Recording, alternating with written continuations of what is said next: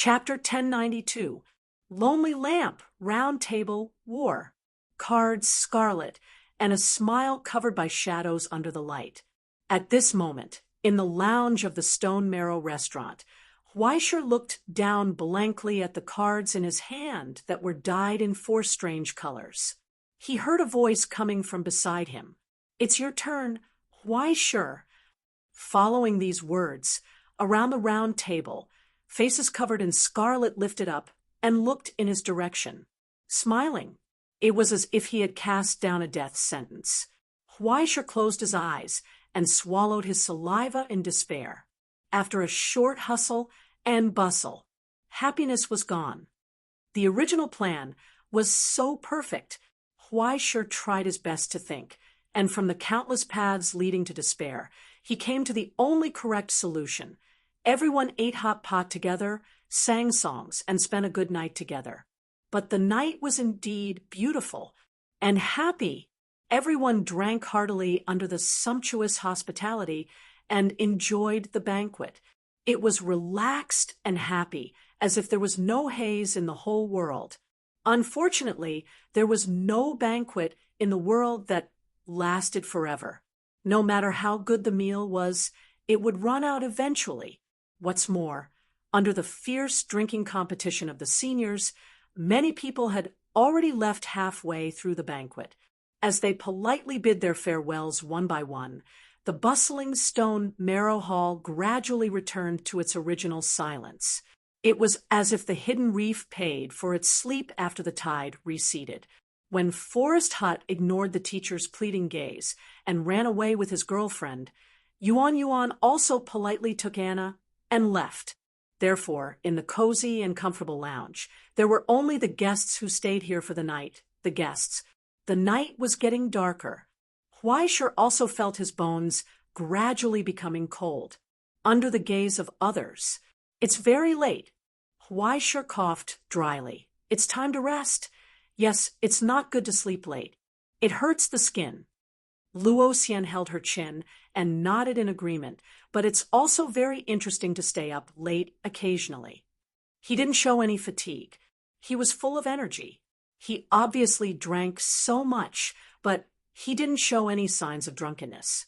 Maybe it was some unknown orchard stunt. Weisher didn't know alcohol inattention or something like that. I still have a part of the observation report to write. Please do not mind me. Ai Ching bowed her head and continued to write on the tablet. Her movements were smooth and calm. Didn't she finish it all in the afternoon? Weisher's heart twitched. It's only a total of 800 words. With your efficiency, you can't finish it more than 10 minutes. Fang Shu came in with a smile, with a coffee pot, and gently placed it beside her. Then, as if he didn't notice his young master's pleading eyes for help, he left without any sense of existence. The game at night. The game is very interesting. Lily hugged the controller, her eyes drifting. I want to play for a while more. That's a lie. At the border of the dark net, where all information and programs gathered, as the current maintainer, as a human being born as a soul, Lily was a creator created by combining the essence and strengths of the 3 hosts DM, KP, and Saint. She had seen countless modules and rules, so it was impossible for her to be so addicted to the story of killing in the Wild West. In this short silence, Weisher, who was sitting on pins and needles, heard the ticking of the second hand. If it weren't for the fact that his good friend had already gone to wash up, he might have already wanted to run away. Yes, run away. There's so much work in the ivory tower. Weisher, how can you bear to let the vice president work overtime alone? Work. Work makes me happy. Celestial genealogy hasn't been revitalized yet, and the utopia hasn't been rebuilt yet. How can you sleep? Just as he made up his mind to stay up in the office tonight, he heard brisk and clear footsteps approaching from outside the lounge. His heart suddenly sank. Then it was accompanied by the slight sound of the door being pushed open. Fu Yi, who was still shrouded in water vapor, had already poked her head in. her freshly dried hair scattered on her shoulders. Looking exceptionally beautiful, she glanced around the room and revealed a surprised smile that made Huaishi's heart sink to the bottom. Ah, what a coincidence! Is everyone still awake? Like magic. She took out a pack of cards from her pocket and suggested excitedly, "Why don't we play Uno together?" Before Huaishi jumped up to object, Luo Xian nodded as if she was tempted. She exclaimed. "Is it a card game? It seems very interesting." I know how to play." Lily raised her hand in surprise.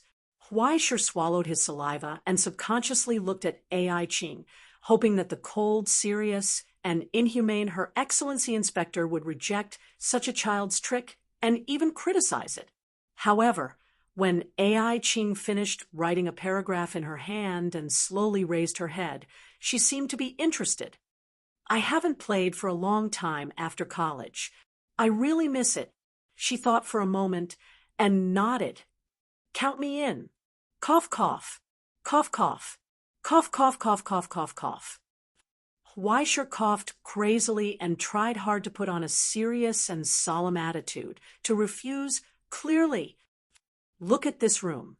Who isn't a pillar of the Discovery realm? Who isn't a confidant of the Astronomical Society? You're addicted to games, and the outside world is about to start killing and burning. If you play cards here, the endless sea might start holding a league. My disaster sword's heart is about to break. Think about the old crooked tree outside the Chalcedony Hall." But before he could say any high-sounding words, he saw Fu Yi casually stroke her hair. Then another box popped out from her chest pocket. He could vaguely see the title on it. "Truth Speaks Out." Bang. "It's Uno." Huaisher slammed the table as if he had been electrocuted, and his eyes widened. "I like Uno. I'm the one who is known as the Uno Prince of the Ivory Tower." After 2 hours, he looked at the cards piled up like a mountain in his hand. Tears were about to flow down his cheeks. "It's your turn to play.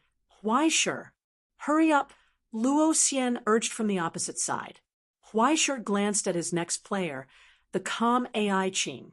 His fingers tentatively grabbed a yellow card, hesitated for a moment, and then grabbed a red card. Finally, his trembling hand handed over a blue card. Is this card okay?" Ai Qing glanced at it calmly and threw out a blue card. Next, Luo Xian. Luo Xian's smile became more and more cheerful, and she threw out a +4 card that made Huaisher's vision go dark. The nightmarish roulette wheel began again. As a card game, the rules of Uno were very simple. There were only a few sentences. The cards were divided into 4 colors, and each had a different number. You just had to play a card of the same color or the same number as the previous player. If you can't play, you have to draw a card. The first person to draw a card would be the winner. However, there were also cards that could change color. If the next player couldn't keep up, the +2 and +4 cards could let the next player draw more cards. There were even cards that could reverse the order of playing cards, and so on. Sometimes, after 2 rounds, the +4 cards could be added to the +20 cards until an unlucky person couldn't keep up, and he tearfully emptied his deck. It could only be said that it was an excellent game that tested friendship and family.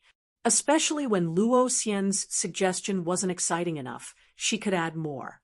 The final loser's face must be drawn with a marker pen. After that, the situation became more tense and terrifying.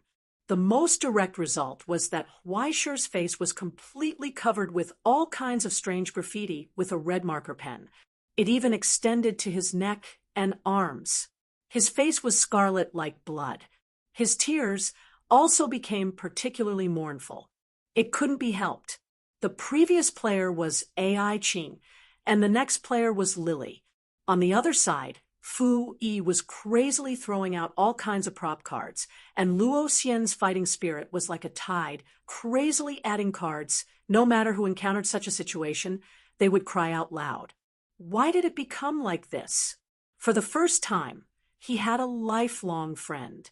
For the second time, he had a lifelong friend. For the third time, he had a lifelong friend. For the fourth time, he had a lifelong friend. For the fourth time, he also had a lifelong friend. For happy things overlapped. And these four types of happiness brought him even more happiness. What should have been a happy time like a dream, but why did it become like this? Now, except for why, sure, everyone seemed to be very happy. It was good that they were happy. He silently held back his tears, took the +14 card, and silently drew more than half of his deck again. The extra cards in his hand piled up like a mountain. Uno. After Ai Ching threw out a red card, she announced that she only had one card left. From the beginning until now, she had never lost a game in 6 rounds of the game. Every time, it was either the first or the second person who played all their cards. This kind of simple math problem, coupled with President AI's superhuman intuition and analytical ability, a trivial victory was just a piece of cake. On the other hand, Luo Xian's face had been smeared several times. Senior Sister's way of playing cards was the same as her fighting style, fierce and straightforward, full of pressure, often making people breathless. When she held a large stack of cards in her hand, after 2 rounds, she would be able to completely wipe them out. And when she took advantage of the situation, she would crazily throw out prop cards and crazily add cards. She could be called the creator of table bombs. Unfortunately, even though his combat awareness was extremely sharp and his talent was astonishing, he would always fail at unexpected places. Sometimes, he would be beaten from the brink of victory to the bottom of the valley by unexpected cards. Besides, why sure, the one who lost the most miserably was Lily. Logically speaking, as an experienced host, playing this kind of game should be easy. It would be ridiculous for a creative lead to lose in a game like this. However, she was sitting next to Huaisher. Sometimes, even if she had a good hand, when she saw the mountain of cards in Huaisher's hand, she would hesitate and not have the heart to play. Often, when Huaisher was in a disadvantageous situation, her expression would become firm and serious. It was as if, "Don't be afraid. Mr. Huaisher, I will protect you." It was written on her face. Unfortunately, other people would not be merciful. In the end, she would often be dragged down by Huaisher. And even if she lost so many times, the girl still stubbornly tried to protect her best friend. She lost again and again, which made Huaisher so moved that he could not help but cry. When he looked at Fu Yi across the table, who was completely happy, he really wanted to cry. From the beginning of the game until now, she did not seem to have any outstanding performance. It was very normal to draw cards, very normal to play cards, and very normal to play all her cards. He definitely wasn't the first, nor would he be the second. More often than not, it would be the third or the fourth.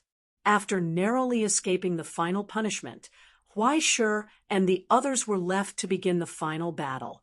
And she calmly clapped and cheered at the side. She was like a phantom hiding in the blind spot of everyone's attention. She was not a threat and did not have much destructive power. Most of the time, when everyone was focusing on Ai Ching, who only had 1 card left, they would often ignore that the cards in her hand were gradually decreasing. Even if they deliberately targeted her, after 2 or 3 rounds, their attention would be diverted to the others. What the hell was the silencer? No, perhaps even the real silencer did not have such a terrifying passive ability. After all, there was not a single normal person at the table. The inspector who had the Astronomy Society's protection array, the princess of the demonic dragon who had mastered countless supreme tier, and the creator who specialized in manipulating things. Any power that manipulated the mind or modified consciousness would be detected in the first moment. There was no room for any tricks. If one thought about it in a more terrifying way, perhaps from the beginning, The atmosphere and the direction of the game were all under her control. The experience of the atmosphere, the observation of micro-expressions, and even the profiling of the style and the cold reading of the detection. Was this someone else's child? Huaishir was so envious that he could die. But it seemed that even if it was her, there would be times when she would fail. Just as the sky was about to brighten, in the fatigue of a night's battle, she seemed to be in a slight trance and lost the chance to escape. Instead, she received a +16 card. In the end, Huaishir made a dangerous comeback and fell to the last place. Oh, I miscalculated. Looking at the last 5 cards in her hand, Fu Yi regretfully threw them into the pile of cards and sighed in annoyance. I should have been more ruthless and let out the reversal card. A loss is a loss. Huaishir grabbed the marker pen and snorted coldly. He laughed more happily than anyone else. Hurry up and give me your face. I'll give you a buff. You started to take revenge after seizing a chance. Do you have to be so narrow-minded? Fu Yi shook her head, as if she had long been aware of Huaishir's narrow-mindedness. She lifted her hair and leaned forward. But in any case, we're old classmates. Can you give me a chance and at least let me choose a pattern? Hee. Huaishir sneered. Okay, you can choose. Whether it's along the river during the Qingming festival or the Last Supper, I'll draw them all for you. No need to be so troublesome. Anyway, you can't draw them. I'll just take the simplest one. Fu Yi leaned closer, looked into his eyes, and suddenly said, Just draw a heart. She smiled and added, The red kind. At that moment, silence spread. Under their gazes, Huaishir's marker froze in midair and trembled. Under the calm appearance, the tears in her heart had gathered into an ocean. Goodbye, world. Goodbye, everything. The end of life. Chapter 1093. What's wrong? As if sensing Huaishir's sluggishness, Fu Yi blinked slightly and said reasonably, If you don't know how to draw, you can change it to something else. No need. After a slight pause, Huaishir's movements returned to normal. I'm just hesitating where to draw.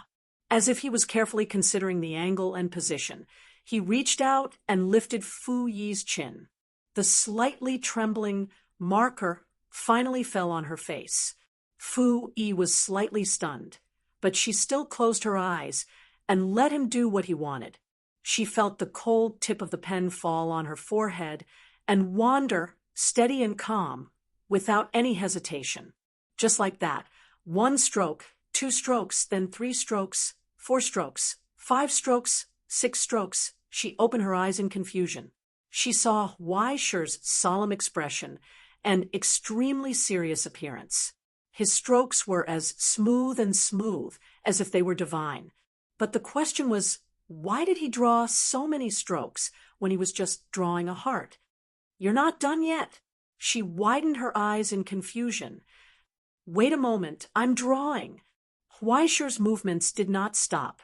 He was careful and serious.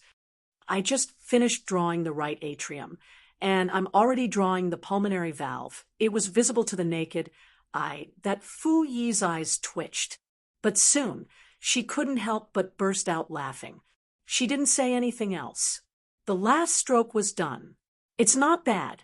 She returned to her seat, took out her phone, and looked at the lifelike anatomical heart on her forehead and side face. She raised her hand and took a selfie. She seemed to be quite satisfied with Huaishir's work. It's fine. She said, This is fine too. Next to her, Lily looked at it enviously and raised her hand to ask, I want one too. It's so repetitive to always draw the heart. You can ask him to draw the head for you. Fu Yi faithfully suggested. The heart, liver, spleen, and lungs can also be divided into a few portions. There are also arms and legs, right? In his chair, Huaishir, who was almost exhausted, twitched his face. He didn't know if he should thank his good brother for leaving the large intestine for him. At least he could make a sashimi, right? Soon, the brief interlude was over. The game continued. The torture of Huaishir continued, with Fu Yi taking the lead. Everyone's subsequent requests began to get stranger and stranger. This included, but was not limited to, a dog's head, a nautilus, a worldwide world card face, a cello, a game console. By the time dawn finally arrived, Huaishir was already physically and mentally exhausted. I feel like I've drawn almost everything that I can and know how to draw.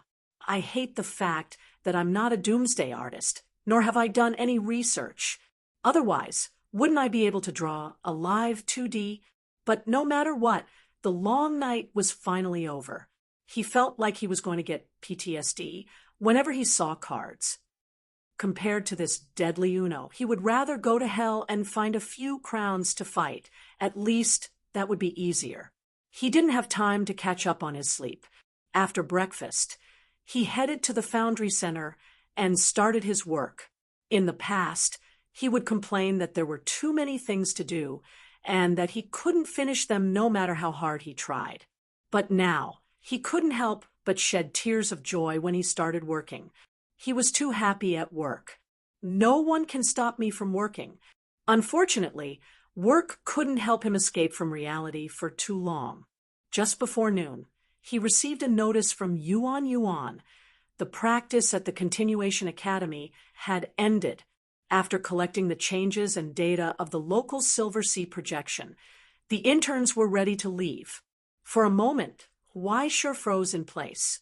After a long time, Yuan Yuan looked at her teacher in a daze and coughed softly. After a long time, she saw Huaishir finally come back to his senses and whispered inexplicably, "You don't even eat lunch?" "Teacher?" Yuan Yuan was puzzled. "No, nothing." Huaishir shook his head, closed the document in his hand, and put down the pen. "I have something urgent to do. I'll be back in the afternoon. You can deal with these things first." After picking up the coat on the hanger, he hurried out. Yuan Yuan stared at his leaving figure in confusion. After a long time, she helplessly looked at the things on the table. "Sigh, is the teacher skipping work again?" "All right, let's go. Gemma, stop giggling." In the lobby of Rongguan Hotel, Fu Yi helplessly tugged at her colleague. "Can you at least wipe your mouth? You're almost drooling on the ground." Hee, I'm fine now. I'm too good.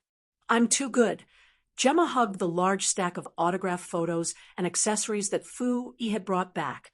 She couldn't bear to let go of them. She touched one photo, then another. All of them were so cute and charming. Especially this bronze ornament with the Disaster Sword's personal signature. This enchanting fragrance. This seductive color, these exquisite details. "Hey, can't you get in the car first?" Fu Yi reached out and forcefully snatched those things over. She stuffed them into her bag and pushed her to the taxi outside the door. However, before she could sit down, she saw the figure standing in the corner across the road. He was waving at her. "Aya." Fu Yi paused and slapped her head. "Gemma, I left something behind. Go to the station first, and remember to tell the tutor for me." With that, she patted the car door and motioned for the driver to leave first. Fortunately, her roommate was still immersed in her unspeakable worldly desires and didn't ask much. She was sent away with a silly smile like the golden retriever in the car. Fu Yi crossed the road and looked at Huaishir. "You're so polite. You even came to send me off. I feel that your words don't sound quite right." Huaishir sighed, troubled. "Did you leave so quickly?" "It's an internship anyway," Fu Yi said. "We go to a place, eat something, finish our work, and then go to the next place. We were able to stay for 2 days because Principal Russell was willing to let us broaden our horizons. It's still a little rushed," Huaishir said dryly. "We didn't have time to entertain you this time." "Huh, isn't that good?" Fu Yi said with a smile. Everyone gathered for dinner, drank some wine, and played games. I also met new friends.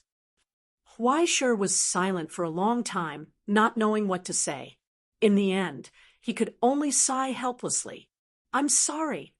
Huh? Did I say anything? Fu Yi seemed to be puzzled. With her hands behind her back, she tilted her head and looked at him. Besides, shouldn't I be the one apologizing? You're so embarrassed. You don't look like the majestic Sir Navigator at all. That kind of title is given by others casually. Huaisher shook his head indifferently. I don't care about that. You're still the same. Huaisher. Haven't you changed? Well, if you've changed, I might not care so much, right? Fu Yi looked at him and sighed with nostalgia. You're always like this. Huaisher. No matter how close you are, you're always unpredictable. You used to be like this. You lived your own life and struggled on your own. If others didn't take the initiative to reach out, you would never open your mouth. In fact, I've never understood. What are you thinking in your heart? Fu Yi paused for a moment and asked softly, Do you care about me? Huaisher opened his mouth and wanted to say something. However, to be honest, seeing you so flustered really makes me happy. Fu Yi smiled. She leaned closer, tiptoed, and looked into Huaisher's eyes. She looked at her reflection in the fog, so clear. Now I can finally see it. Huaisher was stunned for a moment. He felt a slight movement in front of his chest, and the teacher's brooch on his collar was taken off by Fu Yi. He was caught off guard. Let's take this as a farewell gift. She took a step back proudly and smiled as she shook the trophy in her hand. Also, thank you for your kindness. I will treasure this and this.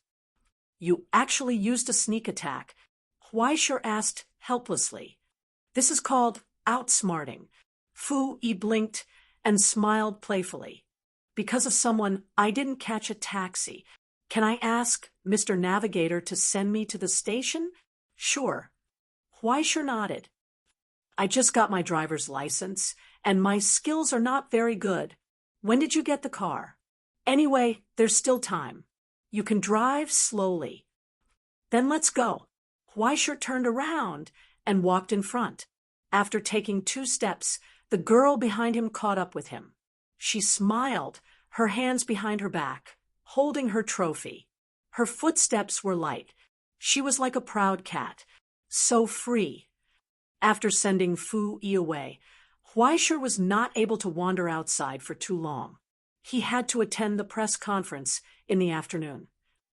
The deep cooperation plan between the Ivory Tower and the Dark Net was represented by Navigator Huaisher, who signed an agreement with creator Hila. After days of preparation, the entire press conference was held and ended smoothly. Huaisher shook hands with the girl beside him and smiled at the reporter's camera, officially announcing that the 2 sides had entered a deeper level of cooperation. The integration of resources, the sharing of technology, and the development of new fields.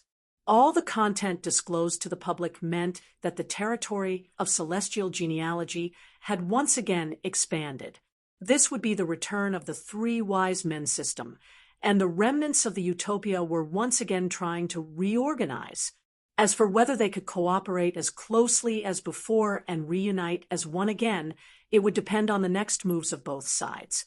In any case, everyone could feel that the behemoth that had been silent for many years had once again taken a crucial step forward.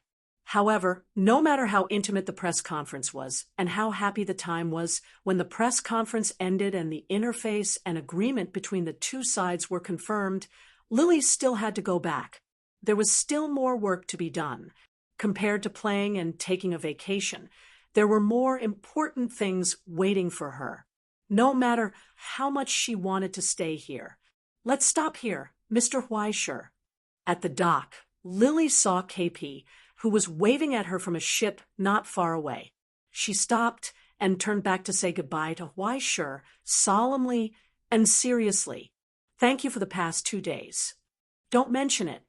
Huaisher said apologetically. I didn't treat you well." "No, you didn't." Lily shook her head vigorously and smiled brightly. The tour was great, and so was the dinner party. Plus, everyone played cards together.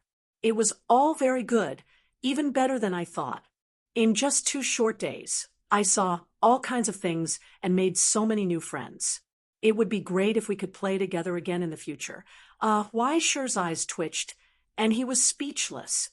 Of course, the most important thing was that I saw Mr. Weischer at work. Not noticing the subtle change in his expression, Lily continued excitedly. Mr. Fong's hospitality was also very good. Mr. Beelzebub and Mr. Fishball were also very nice. No, forget about Beelzebub. That guy had been talking to people online at a high intensity recently. Once he opened his mouth, he couldn't stop talking. The more Weischer listened, the more guilty he felt. There was a kind of speechless shame. Everyone is very mature, just like adults. Lily sighed. I always feel that Mr. Weischer's friends, except for me, are all admirable and enviable. No, actually, there are many people who only know how to cause trouble, and some are bald. Weischer comforted her. Lily, you're already very good, but I want to be like everyone else, like Mr. Weischer and the others around me. Lily tugged at the corner of her clothes. If I can grow up a little more, if I can be more mature than now, can I? The more she spoke, the lower her voice became. In the end, it was barely audible. Gradually, she lowered her head in depression. Weischer took a step forward and reached out to rub her hair, but she suddenly raised her head, took a deep breath, and summoned the last of her courage. When that day comes, I have something to say to Mr. Weischer. At that time, please listen to me. Her voice trembled. Like a frightened bird, she spread her wings and wanted to escape, but her eyes were still fixed on Weischer. She waited for his reply. After a short silence, Weischer didn't evade anymore. He told her seriously, "Okay, at that time, no matter what Lily wants to say to me, I'll definitely listen carefully. We've made an appointment?" "Yes." Weischer nodded firmly. "We've made an appointment." Thus, the young girl smiled happily, as if she had obtained the entire world. In the end, she hugged Weischer tightly, then took a few steps back and waved goodbye. Then goodbye, Mr. Weischer. Okay, goodbye. Weischer nodded and watched her figure disappear into the distance. Until the traces of the ship disappeared at the end of the ocean, he sighed in disappointment. "She's gone far?" Weischer. Behind him, a gentle voice sounded. "It's time to pay attention to the big sister behind me. Otherwise, I'll be very frustrated." Weischer turned around in surprise and saw Luo Xian in the distance. She was sitting on a bench by the shore, her long hair fluttering in the sea breeze, and a heavy bag beside her. She smiled at Weischer. "Is this the legendary NTR scene?" Chapter 1094. Is this the legendary NTR scene? Unexpectedly, while Weischer wasn't paying attention, Luo Xian appeared beside him and asked curiously. Weischer was stunned. For a moment, he didn't know if he should panic or panic, but at this moment, he didn't feel any uneasiness at all. When she looked at Weischer, only a quiet and gentle glow filled her eyes. Weischer felt ashamed. In the sea breeze, Weischer couldn't help but rub his face and sighed helplessly. "Senior, where did you learn these things?" "Huh, isn't that what the books say?" Luo Xian opened her backpack in confusion and took out a lot of treasures from the crows, including shiny glass beads, garlands, exaggerated wrestling posters, and even a lot of small books that had to be mosaicked. With just a glance, she saw a series of discordant words, such as "a woman is committing adultery." Soon, they were destroyed and erased in Weischer's anger. These guys, they didn't clean up the crowd for 2 days. Why did they start to slide again? In this regard, Luo Xian didn't care at all. Looking at him burning the books, she was full of joy. What a pity I could have seen the confession just now. She sighed. Huaishe, you need to give her some courage. Huaishe was silent in shame for a long time. Sister Xian, won't you be angry? Yes, Luo Xian answered without hesitation. Although the prince belongs to everyone, if he doesn't belong to me, I'll be unhappy. Huaishe, if you tell me that you fell in love with someone else, I'll definitely be sad. Jealousy, possessiveness, selfishness, and hopeless greed, she thought for a moment as if she had no choice, and said frankly, because I'm such a terrible woman. No, senior. Huaishe corrected. So, don't do anything that makes me sad. Huaishe. She reached out and pinched Huaishe's face again. She touched it gently and touched it again. Otherwise, I'll definitely cry very badly. At that time, will you still like me when I show my ugly side? Huaishe shook his head and told her seriously, no matter what you become, you will never change in my heart. Luo Xian laughed. What if I become a bad person? What if I become someone you hate? It won't happen. Huaishe replied flatly. I'm here. You're always so reassuring. Huaishe. She narrowed her eyes, not bothering to hide her happiness. I like it when you say that, because I trust you, Huaishe said. Then, please trust me a little more, rely on me a little more, and like me a little more.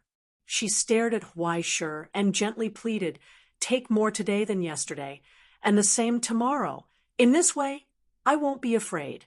Her long hair fluttered in the sea breeze, and her eyes shone like stars rising from the ocean.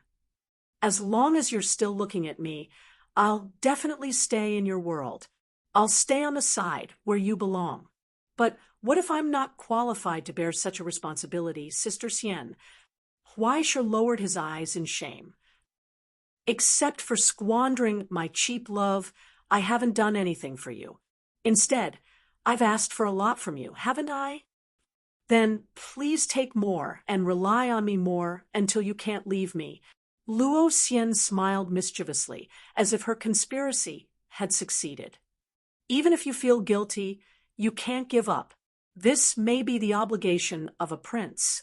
After all, I'm already by your side. Even if there is no agreement, I will not let this matter rest. Please be prepared. It sounds really scary. Huaishe leaned on the bench and sighed with relief. Fortunately, I'm not easy to deal with. Only at times like this, you don't look like a prince. Times have changed. Huaishe looked back at her. After a short silence, the two of them laughed together. In this soft afternoon, Huaishe felt the wind in the distance and gradually relaxed.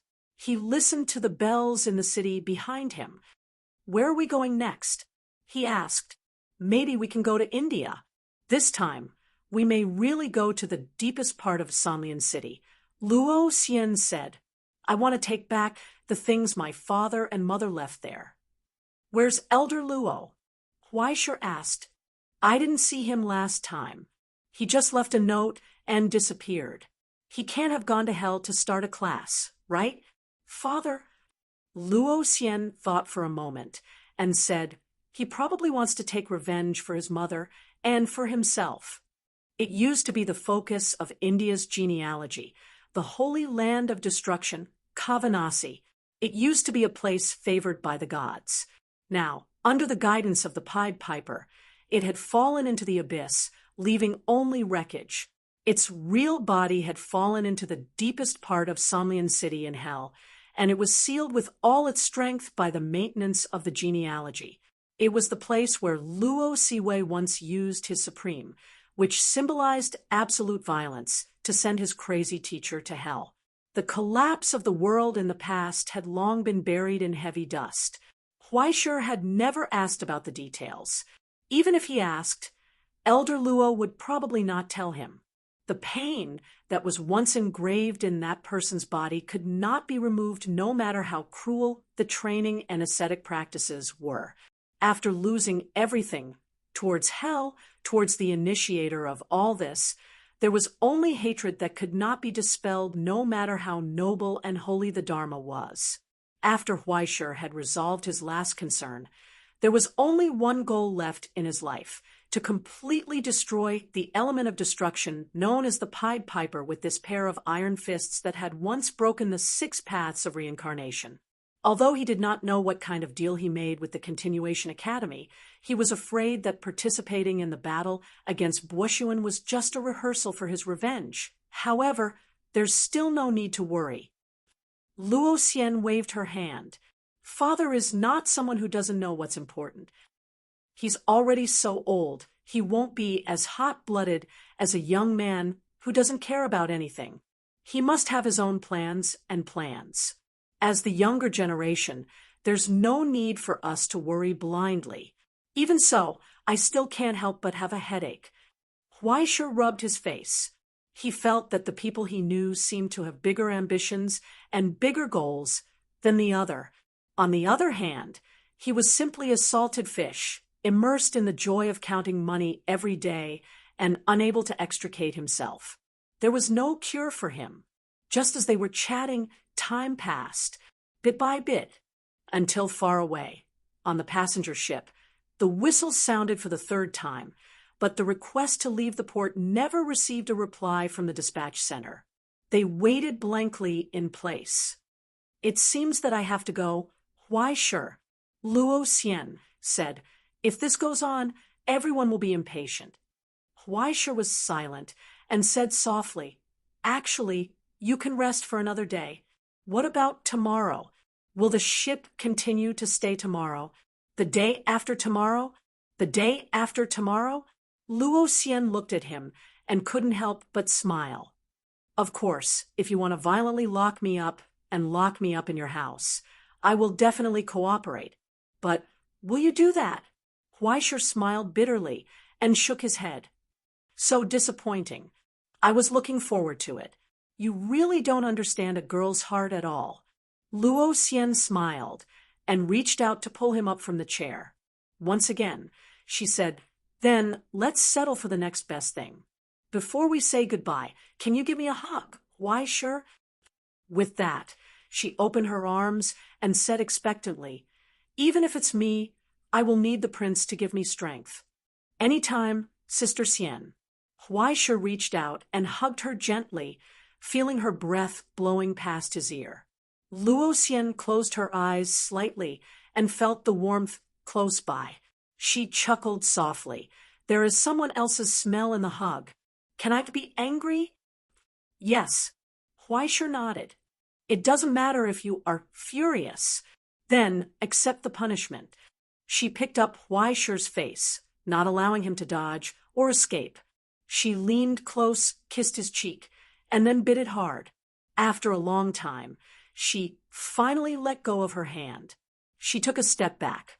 Looking at Huaishur's dull look, the corners of her mouth curled up slightly. She smiled proudly. Please remember me, Huaishur. She reached out and touched the wound on Huaishur's face. Please leave your smell here. Just like that, she picked up her luggage, took the things she had taken away, and turned to leave. Only Huaishur was left in a daze in the wind. After a long time, he slumped in the chair. He forgot to breathe. In the evening, in the tea house of the airport, Ai Qing raised her head and looked at a certain someone who was fidgeting opposite her. You seem to be in a mess. Her gaze swept from the needle hole on Huaishur's collar to the wrinkles on his shirt, to the wound on his face that the silver blood band-aid could not cover, and to his messy hair that had been turned into a mess after running all the way here. It's like, she thought for a moment, and said jokingly, after being robbed by robbers, then attacked by fanatical fans, and after being bitten, you still have to face a storm. Probably. Huaishur panted. When he saw the bottled water on the table, his eyes suddenly lit up. He took it and began to drink it in one gulp. In short, it's a long story, he added, holding the empty bottle. Well, I can see that. Ai Qing glanced at his distracted look, stirring the black tea in the cup with with the slender spoon in her hand. It's the first time I've drunk a bottle of water with someone else. Weisher was stunned for a moment. He looked down at the bottle in his hand, subconsciously let go, picked it up again, and finally carefully put the bottle back on the table. After hesitating for a moment, he put the bottle cap aside. He put it straight, sat up straight. "Oh, but I bought that bottle and haven't touched it yet. Don't worry," AI Ching added, as if she had just remembered something. Seeing Weisher heave a sigh of relief, she comforted him. "Don't worry, I didn't bring a gun. I won't steal anything from you or hug or kiss you." Weisher was petrified in the chair, stunned. Are you going to start talking about that well-known theory again?" AI Ching said indifferently. "Don't worry. As we all know, in addition to being rich and lunatics, madmen, and idealists, the most common people in the Republic are scumbags who like to cheat on several women. Compared to your predecessors, well, in terms of numbers and progress, you can be said to be conservative and harmless.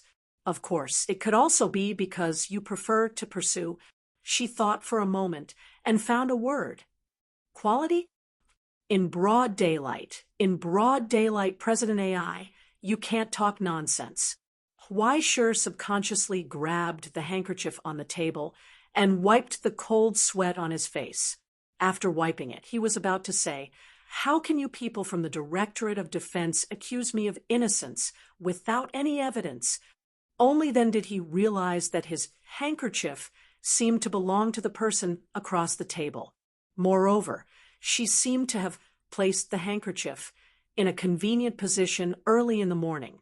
It was convenient to access. "It's night now. Why sure? There will be a thunderstorm later, and you won't even be able to see the stars. So there's no such thing as broad daylight. Why sure?" AI Ching crossed her hands on the table and told him bluntly, "Also, as your former boss, even if I'm your current boss, I have no right to tell you how to make friends. Of course, there may be some close relationship between us that isn't clear, but this doesn't stop you from choosing your own life."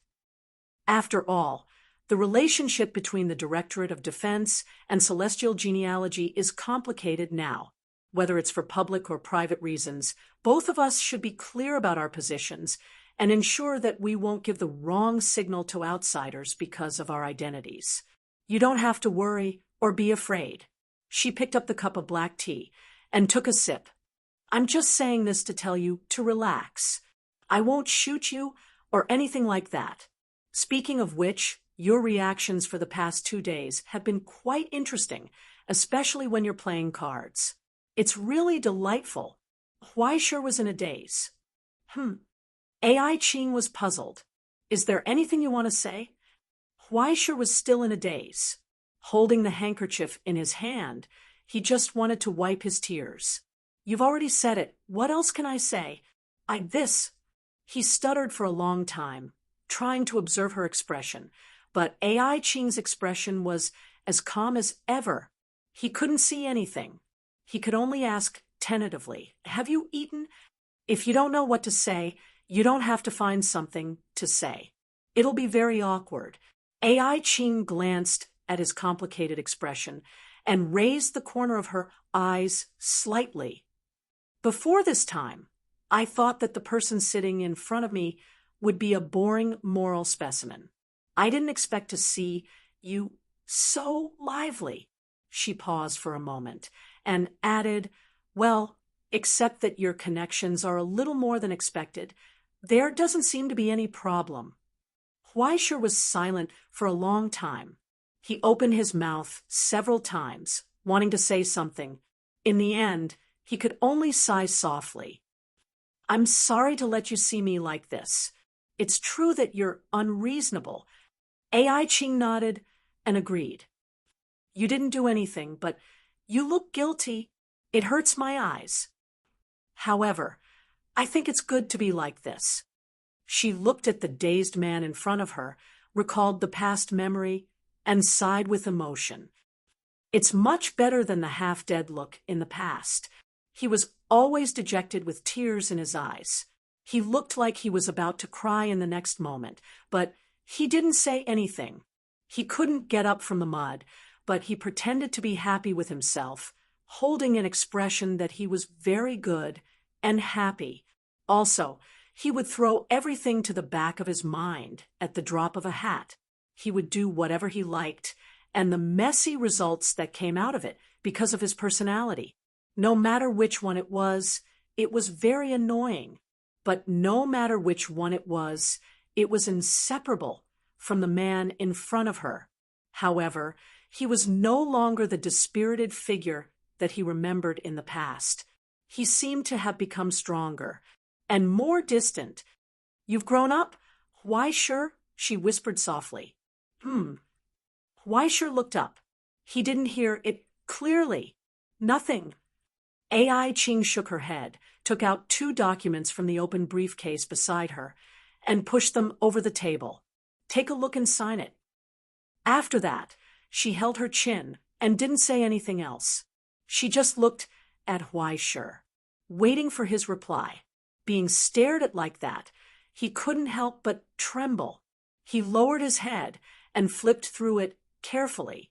He was afraid that it would be a record of him messing around with some young lady, or evidence of him committing crimes that were finally exposed to the public, or traces of him colluding with the dark forces of hell to conspire against the law. Fortunately, he didn't have any of these. So it was none of them. The first one was the observation record written by A.I. Ching. It recorded in detail the operation of the ivory tower, the talents and experience of the main members, and even the process of Weisher's guidance. It didn't mention anything that was irrelevant. It was objective, fair, and there was not a single word of falsehood. Even with Weisher's skills in writing official documents, he couldn't see any errors. It was terrifying. Now, all that was needed was for Weisher to personally sign and confirm that everything described in it was true. Then, it could be sealed and sent to the decision-making room for filing. And the second one, it was a strange document that even the first party's organization was smeared. The terms were detailed and complicated. After Weisher read the beginning, he began to scroll down and found that there were more than 10 pages. And when he looked up Confidential Operation Commissioner Employment Contract, Weisher scratched his head and couldn't understand. "What's this?" "It's the contract," A.I. Ching replied. "For some reasons that I can't tell others, apart from the overhead floor, I'm now working in a department that I can't tell others about. I often have to carry out some tasks and actions that I can't tell others about. Sometimes, for some reasons that I can't tell others about, I need you to be a tool to do some things that I can't tell others about, and to ensure that no one can tell others about the final result. Of course, I will ensure that your tasks and actions will not harm your own position and celestial genealogy. You just need to provide some help at the right time." A series of words seemed to be more confusing than the terms on the contract. Weisher was confused. She lowered her head and looked at the contract in her hand. Then, she carefully glanced at A.I. Ching's face. After making sure that she wasn't unhappy or gloomy, she asked, "Can you make it simpler?" "Indenture contract," A.I. Ching said concisely. "Phew, you scared me to death." Weisher breathed a sigh of relief and patted his chest. "I thought you were going to rob me of my eggs." Taking out the indenture contract was like taking out a divorce agreement. Weisher's heart was beating wildly. He signed his name at the back and handed it over. But A.I. Ching didn't accept it. She just looked at him. "Are you sure? Weisher?" A.I. Ching said, solemnly, "You still have plenty of time to hesitate before I take this document back. But once I put it in the box, it's very likely that you will die at some point in the future, at some place because of my orders, in a way that no one will ever know. Your family, your friends, and your colleagues won't receive anything except the notice of your death." Weisher was stunned. "Is it that dangerous?" "It's even more dangerous than that," A.I. Ching said. You should know that I don't like to exaggerate. Oh, then it's okay. I'm used to it. Huaisha shook his head. Besides, if you need me, I can't just stand by and watch, right? Ai Ching was silent. She didn't say anything else. She just looked at Huaisha with a gaze that made his hair stand on end. After a long, long time, she reached out and took the contract. For a moment, she seemed to want to say something. But in the end, she still remained silent. She just closed the box in her hand. Then, official business is done. I should go, she said softly. Take care, Huaisha. Okay. Huaisha nodded and got up. Take care? In this short pause, he thought of a lot of words to say to her, but in the end, he couldn't say it. He didn't know where she was going, and he didn't know what she was going to face. In the end, he could only repeat dejectedly, Take care. Okay. Ai Ching nodded. Before she left, she looked at Huaisha, who was still standing behind her. Her footsteps paused slightly.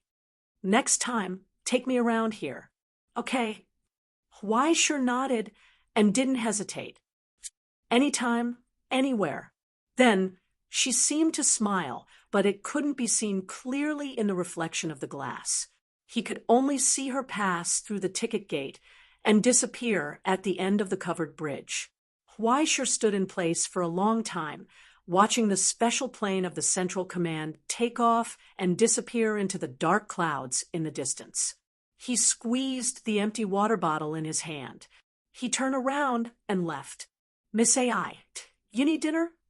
Under the dim light, the crew bent down and asked softly. No need. I want to take a nap, Ai Ching said. Just remind me before we land. Okay. The crew nodded and finally said, This flight will take 4 hours.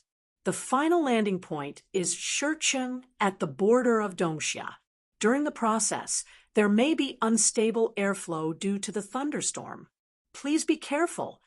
So, after closing the door for her, the footsteps faded away. Ai Ching sat on the chair and silently looked at the distant stars outside the window. It was as if she could still see the person who was overlooking everything from behind the window in the departure hall. After a long time, she closed the curtains. She put on an eye mask and began to rest. However, as soon as she closed her eyes, she heard a slight vibration in her pocket. After skipping the blocked list, it directly transmitted a call. She frowned, picked up the phone expressionlessly, and answered the call. Hello, hello. On the other end of the phone, there was an excited voice. Oh, my good friend Radar suddenly found out that you're coming to Dongxia. Treat me to a meal. In the Jinling branch, a certain someone in a brand new office proudly spun around in the chair twice. Okay. I love you so much. Like you love every rich guy who treats you to a meal? Ai Ching sneered. But I also love every rich guy equally. Chai Fei replied very innocently. They don't love my appearance or heart. They just love my position and information. So why can't I love their money? Of course, that's just for show. When the time comes, you just need to bring yourself and your credit card. Ai Ching was indifferent and didn't speak.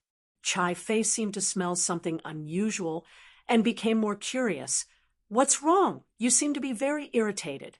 I'm thinking about something. Ai Ching replied coldly. I don't want to be disturbed by someone, so can I trouble you to hang up the phone? Aya, she's so cold. She's definitely my best friend. Chai Fei became more and more enthusiastic. So, serious? I'm very curious. I really want to know. What kind of conspiracy and plan is making you so troubled? You've only worked on the overhead floor for a few months, and you're already planning to change your leader? Ms. X's workability is flawless, and her achievements and character are unquestionable. If you want to pry into internal information, you don't have to, Ai Ching said straightforwardly.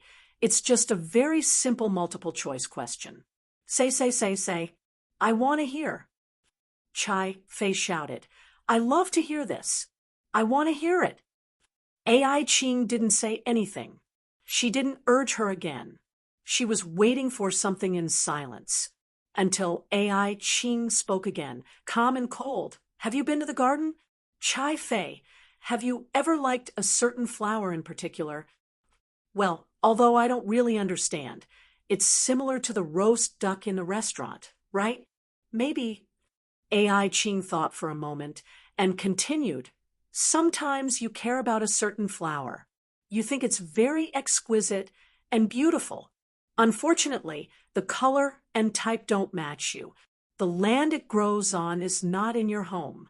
The climate you love will only be destroyed by it. So, you'll feel that it's best to keep a little distance. There's no need to be selfish. If you can appreciate it, it's not bad to stay in the garden. Even if you miss it, you can come back to see it often. Yes, yes. Chai Fei seemed to be nodding. And then you find, Ai Ching said, there are too many people in the garden. Such calm words made Chai Fei's smile stiffen. She subconsciously held her breath. She didn't speak again. After a long time, she heard a faint whisper on the other end of the phone. Since everyone wants to move it back home, why can't that person be me? Chapter 10:95. Late at night, Weisher pushed open the door of the stone marrow restaurant expressionlessly. In the living room, Fang Shu turned around. Young master, do you want to have some supper? No, Fang Shu, you should rest. You've worked hard these past 2 days. Weisher took off his coat and hung it on the hanger. He suddenly turned around and asked, Where is Tongi? In the lounge. The old man replied, She seems to have been waiting for you for a long time. It looks like you have something to say. I'll get a pot of mint tea for you too. He thought for a moment and asked, Do you want some cookies? Yes, thank you. Weisher nodded and walked straight to the lounge. He pushed open the door in front of him roughly. He saw the figure slumped on the sofa, surrounded by fries, shrimp chips, and a lot of snacks. She was still holding a pot of fried chicken and watching TV attentively. When she noticed Weisher coming in, she picked up the remote control and turned off the TV. Weisher only had time to hear a familiar voice on the TV saying, Why can't it be me? He frowned and looked at the dark screen. What are you watching? The TV. Tongi wiped the potato chip residue from the corner of her mouth and introduced excitedly, It's the popular evening drama 24 Hours of the Scumbag. The plot is full of ups and downs. There are knives and sugar. The structure is tight. Although the protagonist is a scumbag, people can't help but be immersed in it. They both hope that he can be chopped, and they also hope that he can get away with it. Well, although both sides seem to have a lot of support, I'm in the middle. With that, she invited, How about it? You want to join in the viewing? Be an actress? Weisher sneered and sat opposite her. He asked directly, Who's the director? Are you? This. Tongi blinked innocently and seemed embarrassed. I can't deny that I have a little effect, but you can't blame me for it, right?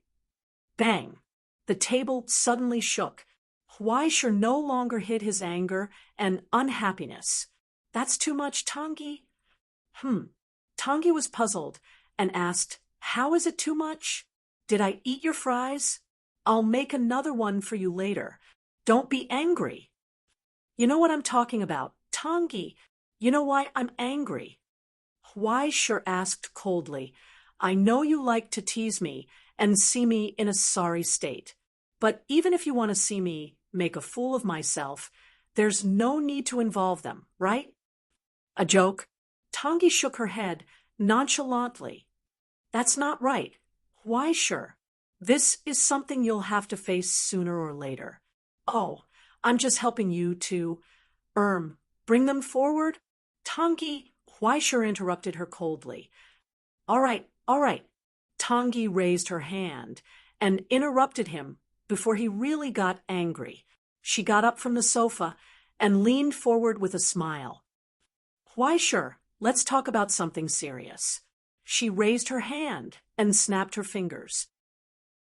The crisp sound spread out, dispelling the cicadas outside the window, the insects in the night, the electric current in the electronic equipment, and even all the insignificant noise. Everything returned to silence. Only the sound of Huaishi's breathing could be heard, and Tangi, holding her chin, asked as if she was joking, "Can you recall? How long has it been since you talked to me like this?" Huaishi frowned. "What do you mean?" "It's the literal meaning, Huaishi." Tangi asked with a faint smile, "How long has it been since you expressed your joy and anger directly? How long has it been since you looked back on yourself? And how long has it been since you acted like a normal person like this?" "Am I not normal?" Huaisha asked back. "Or do you think I'm sick and need treatment?" "It's not necessarily that you're sick, but it's not completely normal, right?" Tangi looked at him and sighed with pity. A normal person won't live like a hero in a storybook. Huaisha, selfless, generous, and passionate, shining in the light. It's true that everything is magnificent and desirable, but even a prince has to go to the toilet. Huaisha, except for a mule that has eaten too much dye, no one can poop out pink balls. She spread out her hands and asked helplessly, "Can you recall how long you've been in this state?" Huaisha was at a loss. He wanted to refute, but he didn't know where to start. He didn't know when it started, but he seemed to have gradually entered the role that everyone imagined. Justice, mercy, strength, selflessness, and invulnerability. He was like a hero of steel who had descended to the mortal world, bringing salvation and relief. In front of his students, he was a generous teacher. In the celestial genealogy, he was a perfect example. In everyone's eyes, he was the successor of the Republic. He represented everything that was about to rise, and the glory of his return. But isn't this good? Of course it's good. Why, sure. There's nothing wrong with this. Is there? Tangi smiled. On her slender fingers, the teacup was lifted and rotated under a subtle balance. The white porcelain and gold rim glowed with a gentle light. But in the end, where did this change come from? She asked doubtfully, "Is what you're pursuing your own compassion or the compassion bestowed by the heavens? Are you controlling your own desires or the rules of divinity? Are you the young man who once yearned for happiness or the hero in everyone's dreams? Do you achieve all this from the bottom of your heart, or are you a moral specimen, as A.I. Ching said?" Tangi looked up and asked solemnly, "Are you Huaisha or Yun Zhongjuan? Aren't I both?" Huaisha retorted without hesitation, "Aren't all these things created by me? Tangi, as long as there is growth, it must be different from the past. Or do I have to be like how I was in the past?" This is also falling into another extreme. Huaisha.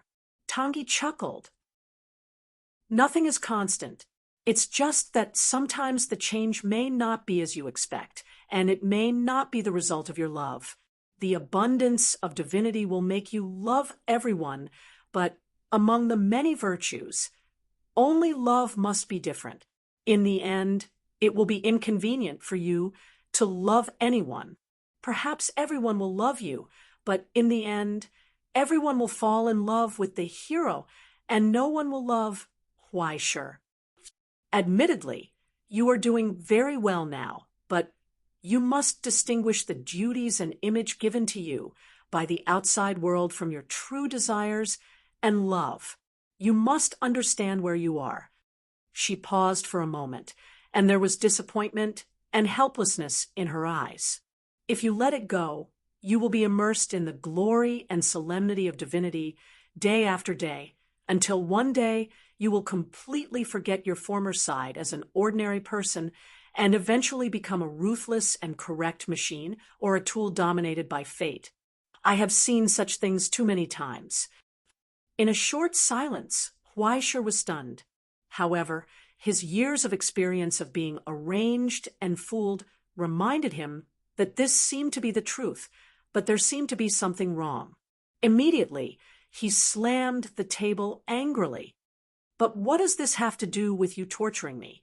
Oh, don't you understand? Tangi laughed. I just want some people to remind you who you are. Is that so? Huaisher glanced at her coldly. Yes, yes. Tangi nodded seriously with an innocent face, as if she was full of bitterness and helplessness that could not be understood, and she was full of sadness and melancholy. He. Huaisher quietly watched her performance, unmoved. Why do I feel that you are just looking for fun? Oh, Tangi's smile became shy. She raised her thumb and index finger and gestured. Of course, I can't deny that a small part of it is because of this. But other than them, who can knock you out of that glorious and magnificent shell and restore the original appearance of that fool? Huaisher? Your past, your present, and your future, Tangi said, before you became an Ascended One, and after you became an Ascended One, they have all witnessed everything of you. Huaisher, you have to face them, just like you have to face your former self. She paused for a moment, and her expression became subtle. So far, your life will be a life spent with them, won't it? Huaisher's expression twitched and twitched again. He began to have a headache, but he was speechless, unable to refute, and did not know how to deal with it. It was precisely because of this that he felt angry towards Tangi. No, it should be towards himself. What if it causes irreparable consequences? Tangi, Huaisher sighed, helplessly. If they are hurt because of this, what should I do? Will there really be irreparable consequences? Tongji asked in surprise. Don't tell me you think that they'll be jealous of each other like in the harem novels. They'll be jealous of each other and fight so hard that they'll act out a house fight in front of you? Come on, Huaisher. What era is it now? What kind of people are they? Tongji counted with her fingers in front of him. She started off as an inspector and slowly made her way to the core of the Directorate of Command, becoming a key figure in the elevated floor, and even closer to becoming a creature of power with a secret mission. She was loved by humans and the abyss, a princess who had both the seed of solidification and sublimation. A real person born out of nothingness, the future king of the dark net, the controller and creator of events and records. There was also a silent person who was loved by this world and the Silver Ocean. Even if you really have a harem and big Quinn, you can't accommodate any one of them. The so-called love may be important, but it can't restrain their footsteps and can't make them your caged birds. Even if there really comes a day when they find that the conflict between them can't be resolved, they won't use the so-called mutual harm to solve the problem. And they won't be so stupid as to expect your pity and favor.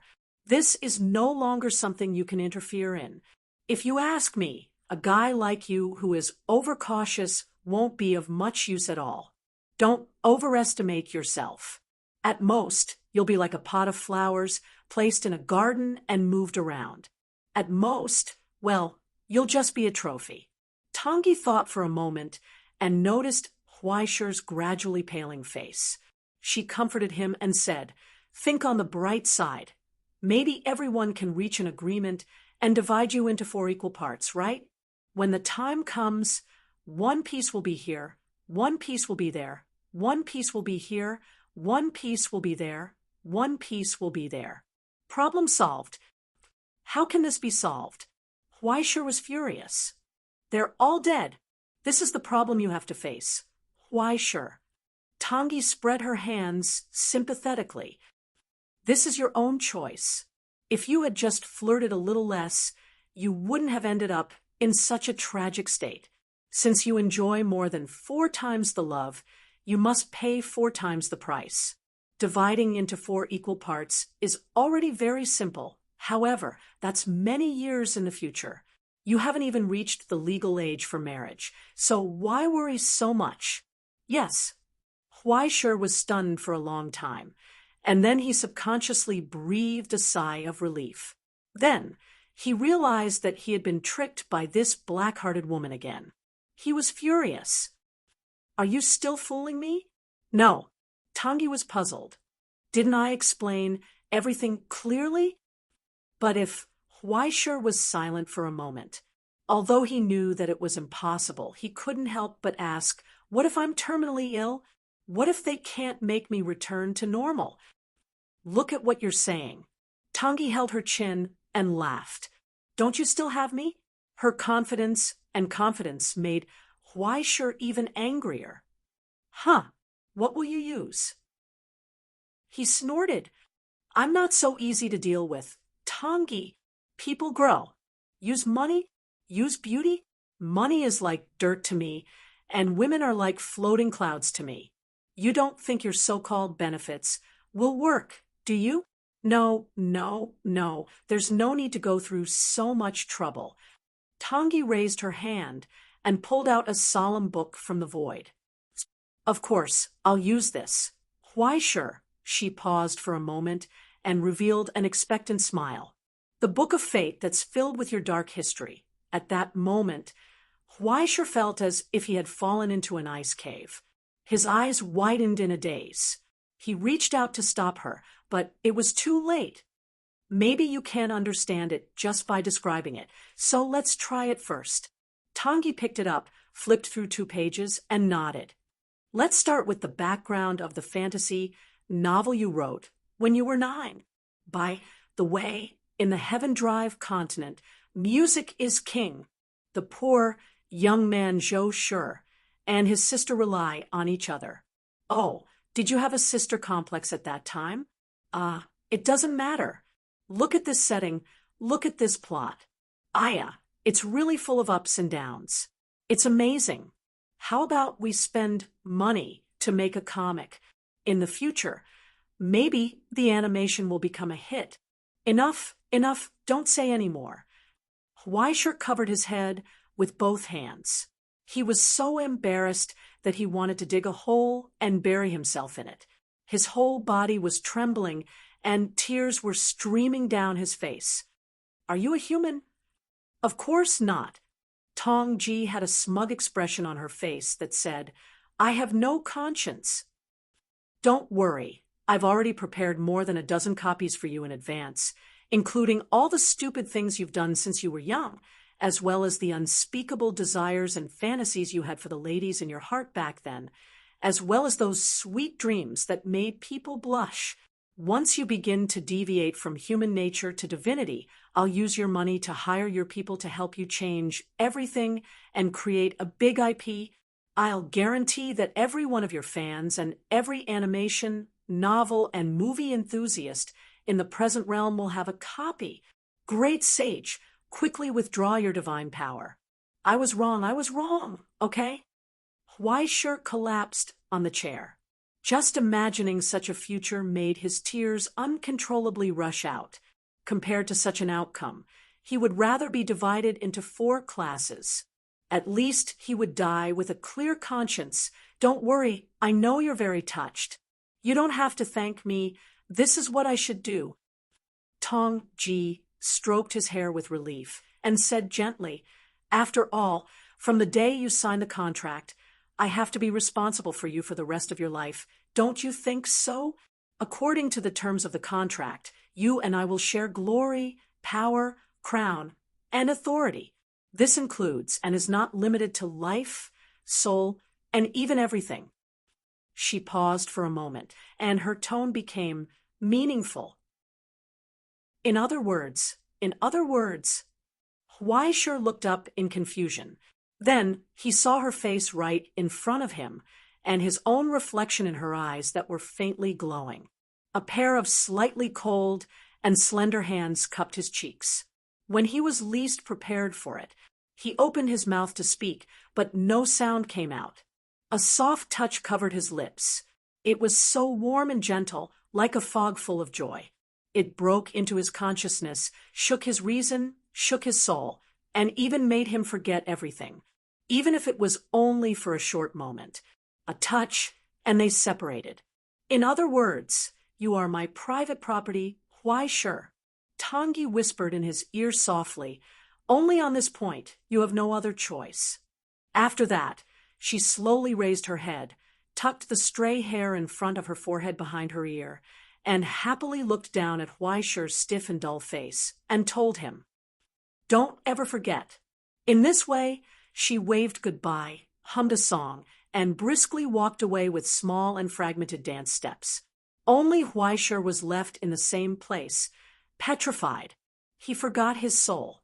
After a long, long time, when he finally reacted, he subconsciously raised his hand to cover his mouth, and couldn't help but tremble with anger. His pure body, his innocence, his integrity for so many years was taken away by that black-hearted woman in such a despicable way when he was least prepared. Thinking of this, his tears finally flowed down. My first kiss, and just outside the door behind him, Tangi, who had returned, poked her head out and kindly reminded him, "Oh, by the way, don't feel too bad about your first kiss. After all, you haven't had that kind of thing for a long time." As she spoke, she blinked and raised her finger to draw the outline of a bird's beak, reminding Huaishi of her unbearable past, as well as her dark past of being toyed with by this woman, and the cruel future where he would be played for many years. "Good night," she winked at Huaishi and disappeared behind the door. Only Huaishi was left sitting alone in the quiet lounge. His mind was empty. He didn't sleep all night. Chapter 1096. Teacher? Early in the morning, in front of the office door, Yuan looked at the back of the figure in the chair in astonishment. "Are you okay?" "Yes." Huaishi turned back. "What's wrong? Am I not doing well?" Yuan did not speak.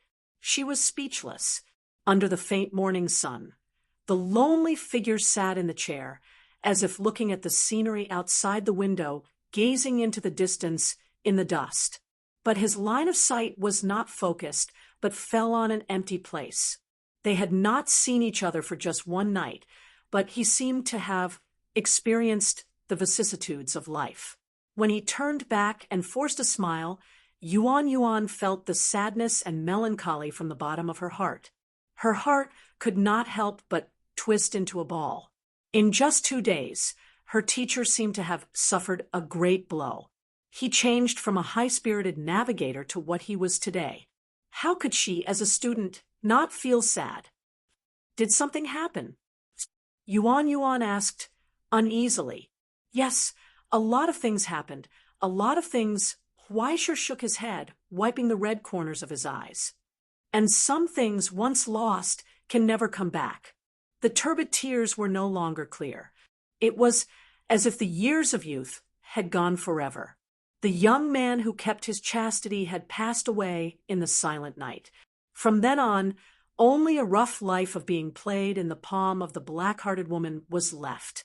In the sigh and lament, he could not help but imagine his tragic future.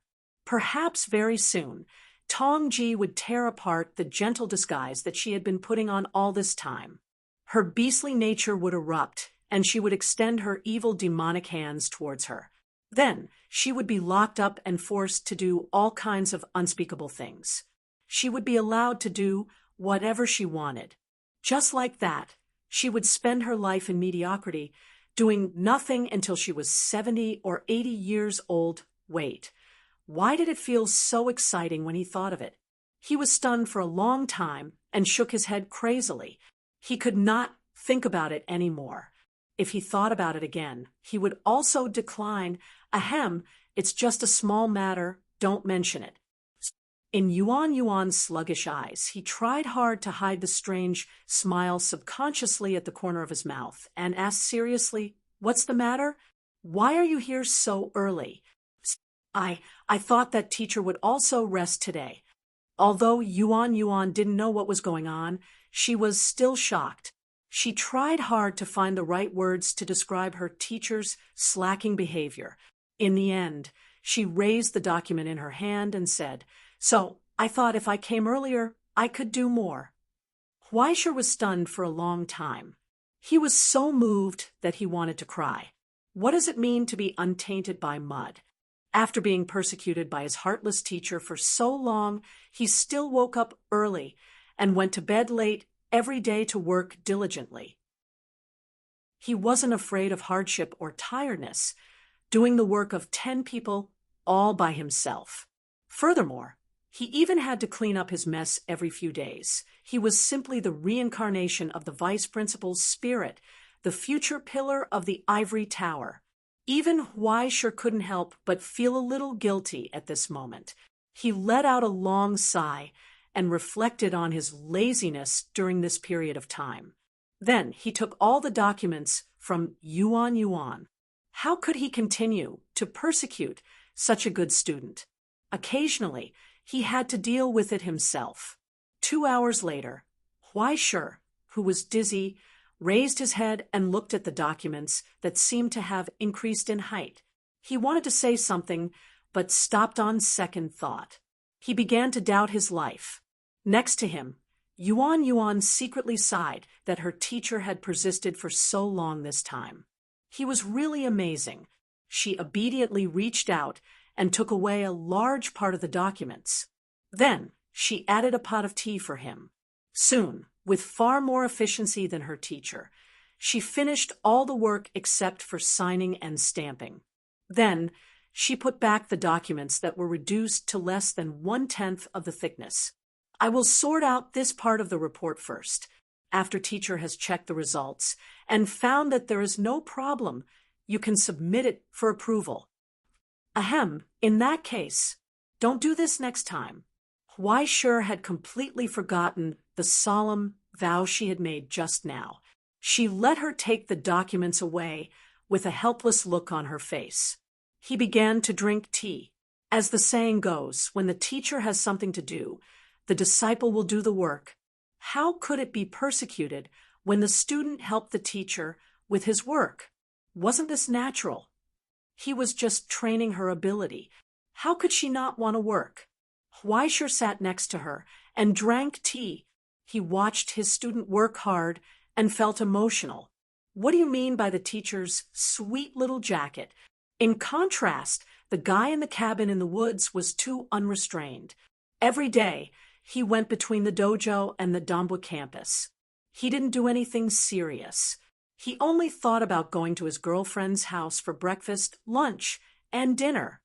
Huaisher looked down and found that there was a missed call from that guy on his phone. He must be planning to ask for leave again. He couldn't help but shake his head. "I'll add more work later. How can I be the successor of celestial genealogy if I don't have enough work?" In fact, he didn't have so much work to do originally. Now, most of the official business in the ivory tower was handled by the teaching and research office. Finally, it was decided by the vice principal. Huaisher only needed to be responsible for the matters of the Doomsday campus. Most of the work could be left to other people. He didn't need to worry at all. With his current reputation and status in the Doomsday campus, did he still need to worry about being taken advantage of by others? The only thing that kept him busy recently was the foundry center that had just been built at the headquarters of the ivory tower. The department was in the initial stage. Except for the tools sent from Dongsha, America, and Rome, there was not enough manpower. And the only real foundry was Huaisher. Especially the students sent to the training class. They had to leave after the expiration of the training class. They couldn't be used for a long time at all. He could only poach a few students from the alchemy classroom as seedlings for intensive training. Compared to this newly formed team, there were so many things to deal with that there was no end to it. In this regard, Huaisher could only say, "Too much money, so annoying." Ever since he broke through to rank 4 and became Yunzhongjuan, he showed off in front of the whole world how terrifying the explosive production of casting techniques could be. there began to be a large number of orders for relics from the border like snowflakes.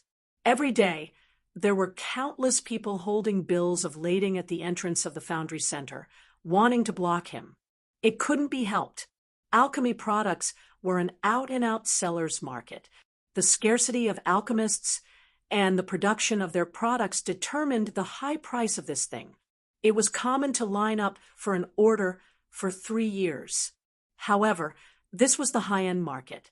It was particular about tailor-made and absolute fit, as well as minimizing the negative effects brought by relics from the border to the greatest extent.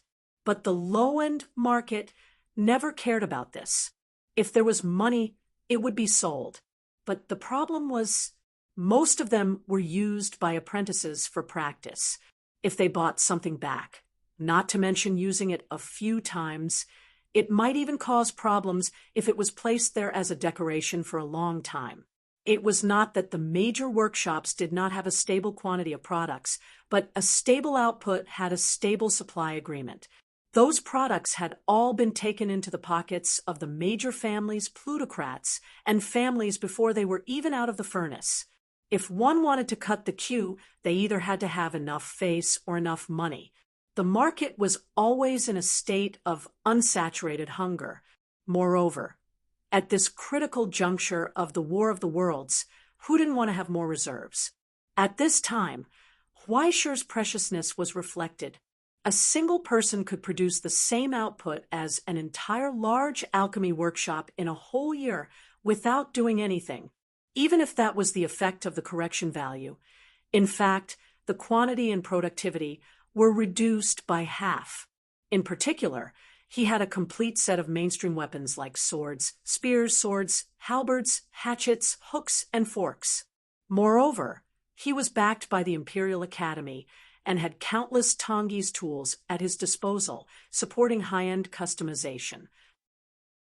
Moreover, Huaisher's technology of activating and repairing precious relics was unparalleled in the entire realm.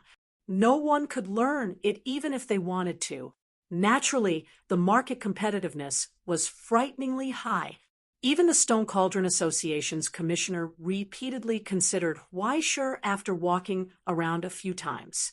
If it weren't for the fact that he didn't have any foundation in the Stone Cauldron Association and was biased to the extreme, and that he had the lives of 2 great grandmasters in his hands, he would have been able to get a nomination for the Great Grandmaster Evaluation at the end of next year. In short, as the Ascender who had single-handedly opened the curtains of the War of the Worlds, Huaisher had not only been in the limelight, but also won countless praise, and even hatred and jealousy. His biggest gain was that his business was surprisingly good. Never in her wildest dreams would Huaisher have imagined that she would one day become rich because of an arms dealer. Of course, just like how the streamers were all supported by big brothers, although there were many individual investors, they didn't constitute a quantity. If one wanted to become rich, they had to rely on windfalls. And in addition to the large number of individual investors and orders from more than a dozen large enterprises, the one who ranked above all the customers was one of the current 5 pillars, Huaisher's old friend, Eastern Summer Genealogy. In this business, Diding, who came to participate in the negotiation as a representative, was too lazy to talk about the conditions. It vividly displayed 4 words: rich and overbearing. The settlement equivalents were not limited to Eastern Summer Yuan, origin crystals, the copper essence of Mount Shoyang, and even the herbal medicine inventory of Mount Yudai. As long as the ivory tower opened its mouth, anything was negotiable, even if it was a premium to offset the loan. As for the goods, there were no other requirements at all.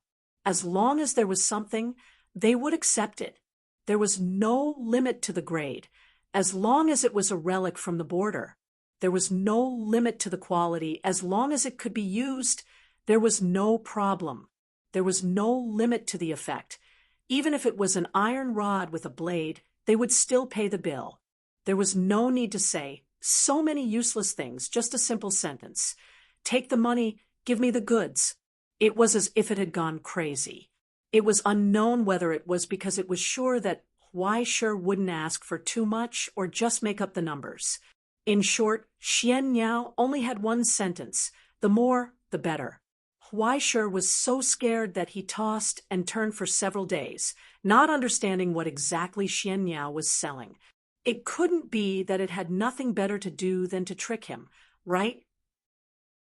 After pondering for several nights, he finally chose to open the window and speak frankly.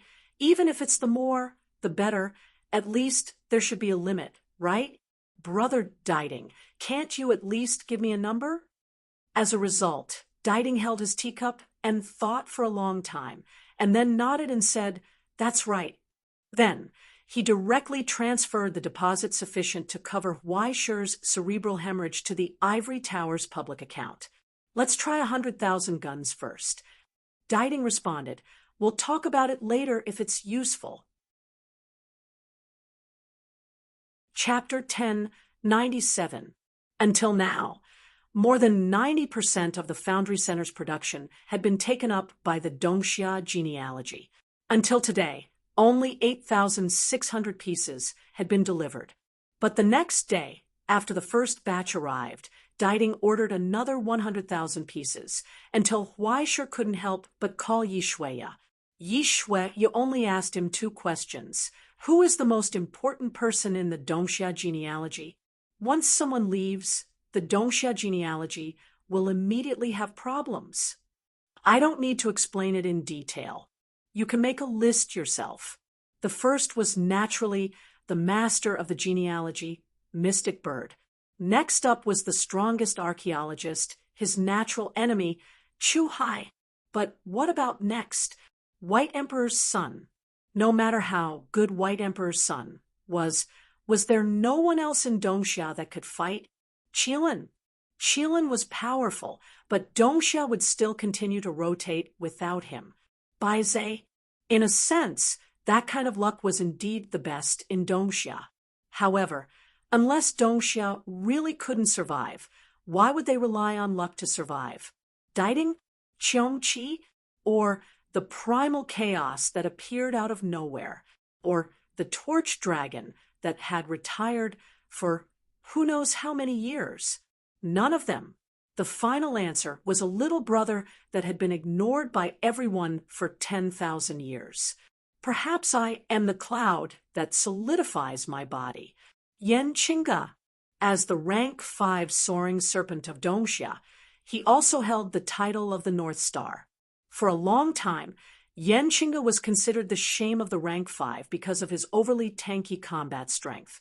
After all, he was someone who could deal damage and was stronger than him. But those who thought so often overlooked a problem.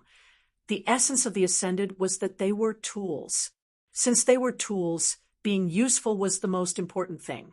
Could it be that Mystic Bird, with the white wolf hook, could really make the genealogy's account become useless? Also, even if the genealogy's account became useless, why did they have to go through so much trouble to give him the North Star? The answer was that there were too many of them. To put it more crudely, there were too many of them to count. Since his debut, Yan Qingge had always used one move to conquer the world: doppelgangers. If 1 wasn't enough, 10 wasn't enough. If 10 wasn't enough, then 100. If 100 wasn't enough, then 10,000. According to the observations and records of the outside world, Yan Qingge could have as many as 100,000 clones at the most exaggerated time. In fact, this was far from his limit. Dongxia hadn't used the correction value yet, and it would only increase if she used it.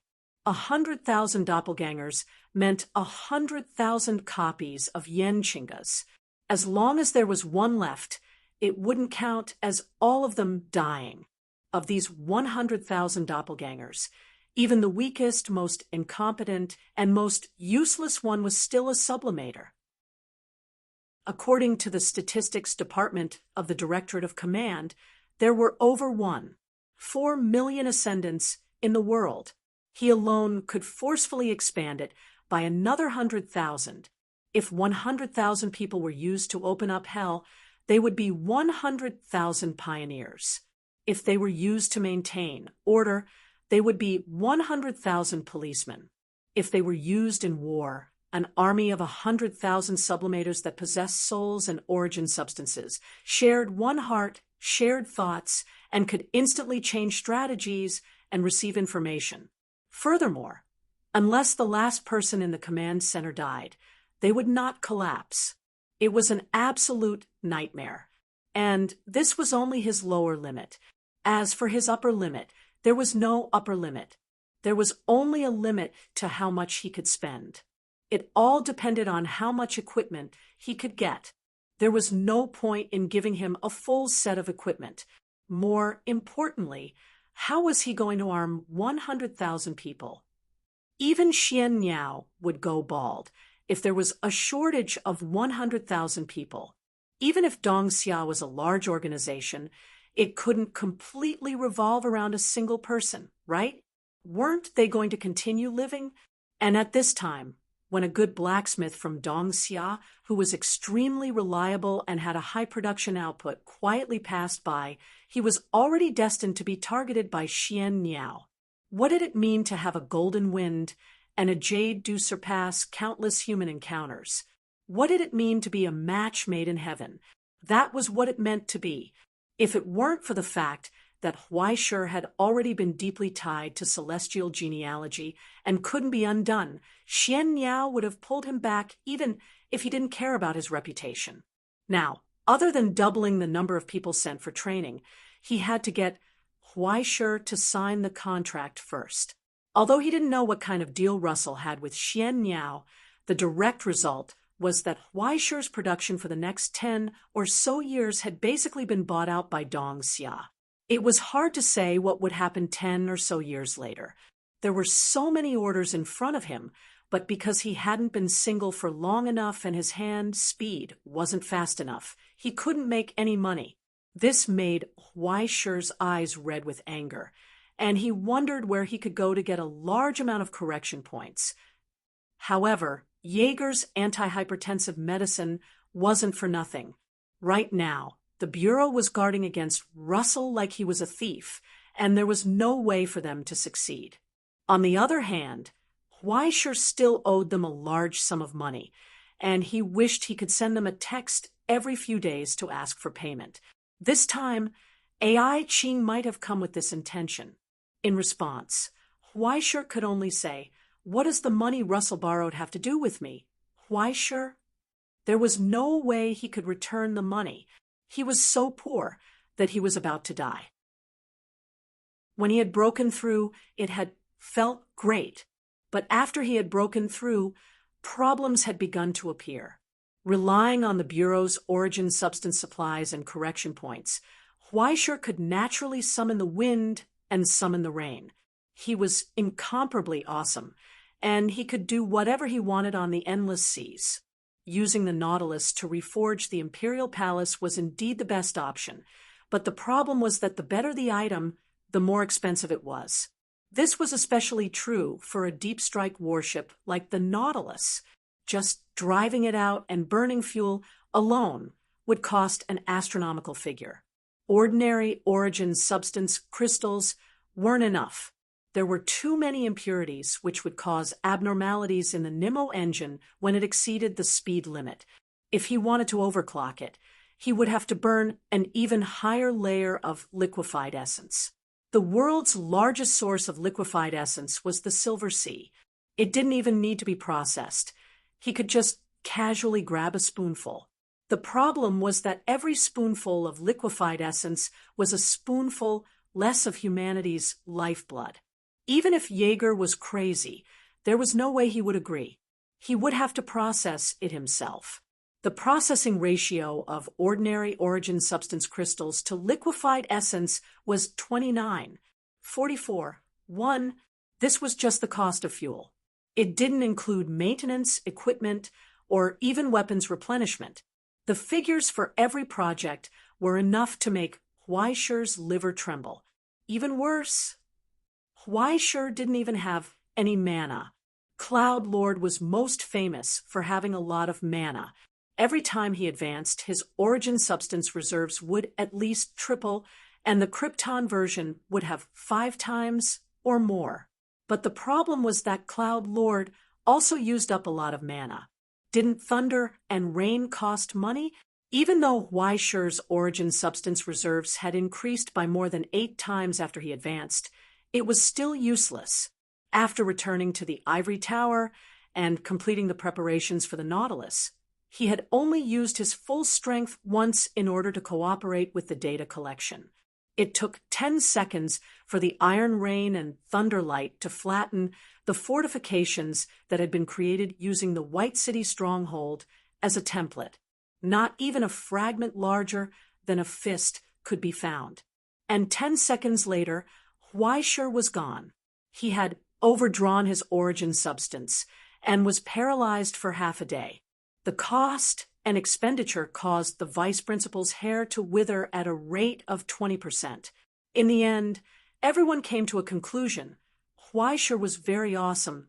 Weisher was very powerful, but at the same time, Weisher was also very expensive. After Russell saw the results, he immediately gave an order: stay here and don't move. Wait for Orange and the sucker to grow out on their own. Otherwise, everyone would have thrown this scourge into the battlefield of the War of the Realms long ago to stir up trouble. How could they let him stay at home and waste his time away?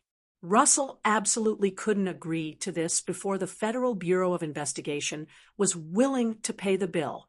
Otherwise, the little money he had saved up with great difficulty would probably be burned up by a few random shots from his students every day. He might even owe a huge debt, and the great Loki would be reduced to a state where he couldn't protect his integrity in his old age. Weisher also didn't expect that one day, as a tool, he would actually be forced to retire to the second line because of the cost-performance ratio. Every day, all he did was read the newspaper and take a walk. He was so bored that he was about to die. Don't tell me I have to do all the exciting work. On this boring afternoon, Weisher slumped in his chair and groaned helplessly. Then he heard a knock on the door without any warning. 5 hours ago, Yomi no Kuni Dojo. 10 minutes before the unconnected call was broadcasted, he saw a black car in front of the door without any identification, license plate, logo, or even similar model.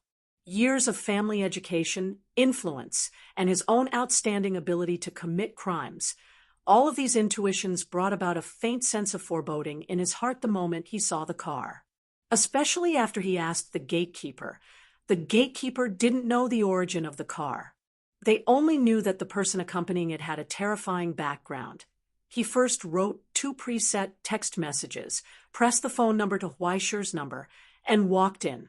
Then, he smelled the smell of disinfectant. It was in the air. It was so thin, but it was distinct, evoking his family education when he was 6 years old.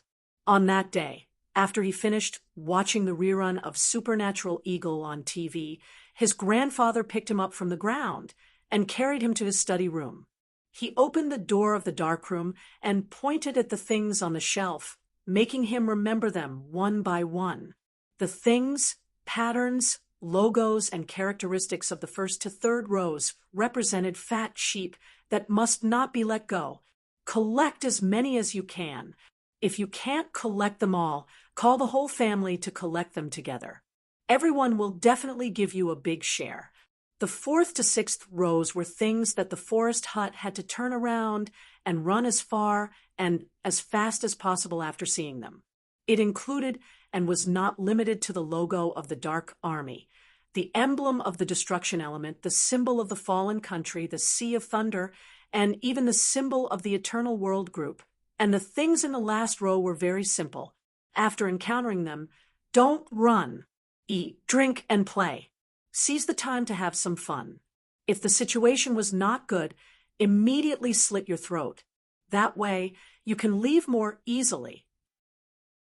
Most importantly, don't F***king bring these things into the house.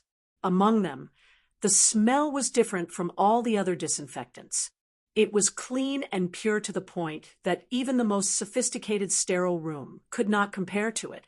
There was only one place it represented, and only the people there would have such a strange smell lingering on them. Continuation Academy.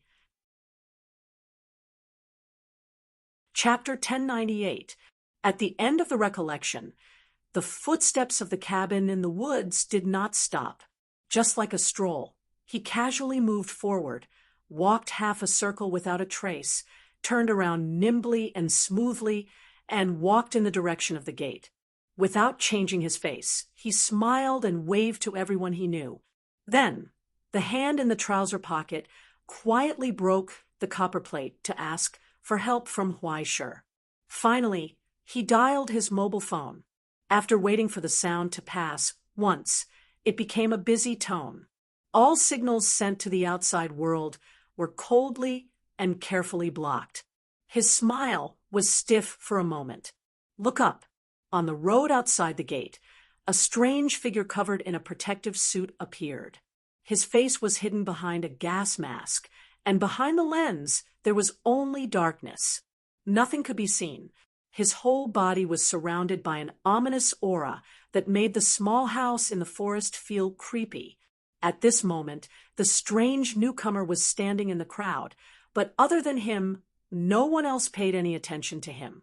The dull electronic voice had no ups and downs. "Nice to meet you, Mr. Lin," he said calmly. "You can call me 008. In order to avoid misunderstanding, please don't do unnecessary things. Things here have nothing to do with you. I'm sorry to disturb you." The cabin in the woods smiled awkwardly, as if he had accidentally walked into the wrong toilet, and waved his hand. I'll go. Considering that your 6 personality simulations have made things develop beyond the plan, please allow me to use the 6-level adjustment plan. In short, 008 said stiffly, "Please sleep first." At that moment, in his hand, there was a stick as thick as a pencil, and he pointed it at the face of the cabin in the woods. The young man's face remained unchanged, and he disappeared in an instant. Then he appeared in front of 008. The curse in the shadow protruded from his fingertips, condensed into a slender blade, aimed at his face, and cut down. "Idiot!" Inside the ring on his finger, he roared, "You're not qualified to keep your measly tricks." Snap. His voice disappeared in an instant, and in the front end of the stick in 008's hand, it released a light like a flashlight, which disappeared in a flash. However, under the cover of the light, the small house in the woods felt that the many evil beasts that it kept in its shadow, the cursed armor that wrapped around its soul, and even the medium that was hidden all over its body had all disappeared without a trace. Even the divine mark itself. In a short moment, he was beaten back to his original form, becoming a youth that could be seen everywhere. Then he froze in midair, unable to move. Cough about that. He blinked innocently. "It's a misunderstanding, brother. It's all a misunderstanding." Pa! The light flashed again, and his eyes gradually dimmed and lost their luster. Memory cleared, thinking reorganization, hibernation setting, gravity grab under the wave of that slender pencil stick. An invisible force pulled the small house in the forest, brought him into the training hall, and finally sent him to the bed. Snoring sounds could be heard. 5 hours later, a messenger from the dojo knocked on Huaishur's door respectfully. "Mr. Huaishur." The messenger bowed respectfully and presented the name card and visiting card from the Sword Saint with both hands. "Teacher, please see me." Huaishur got up from the chair. Recently, the Sword Saint Shangchuan had been living in seclusion. In addition to gradually handing over the dojo and other powers, his physical condition was deteriorating day by day. According to the small house in the woods, he was about to die. The High Emperor also claimed to be sick and refused to see him. Why did he come here all of a sudden? But no matter what, etiquette could not be neglected. With Mr. Shangchuan's identity and condition Why did you lower yourself to come here? Huaishir took the name card and nodded in response. As a junior, there's no need for an elder to come here personally. Since I'm free today, why don't you take me to the dojo to visit? But the messenger's words stunned him for a long time. Thank you for your concern, Mr. Huaishir. Teacher has arrived and is downstairs. When Huaishir lifted the blinds and looked out of the window, he saw the car parked in front of the building. There were no signs, emblems, or even license plates. No one came out of the car. Through the window, the scene behind was blurry. Even with his eyesight and perception, he could not perceive anything. What's more, this feeling, Huaishir's heart sank. The Continuation Academy, he asked, I don't know about other things, and it's not something I should inquire about or know. The messenger bowed and asked earnestly, Mr. Huaishir, please come with me for a chat. He's already downstairs. How can I not see him? Huaishir shook his head and pushed the door open. He was not worried about the Sword Saint's intentions. Although the Continuation Academy had a terrible reputation, he had been in and out many times without seeing them do anything to him. Instead, he was more confused about how Sword Saint Shangchuan got involved with them. As a result, as soon as he went downstairs, he saw a decrepit old man with an oxygen mask on his face behind the open backseat door. Amidst her heavy breathing, Kamikaze raised her eyes and blinked at Huaishir as a greeting. Huaishir also nodded and saluted. Then he looked beside him. Other than the strange person with a strange gas mask on his face in the front passenger seat, the driver was actually the officer of the Ingzhou Palace Inner Hall.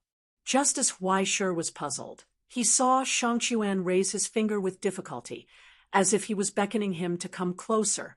A muddy and low voice sounded from behind the mask.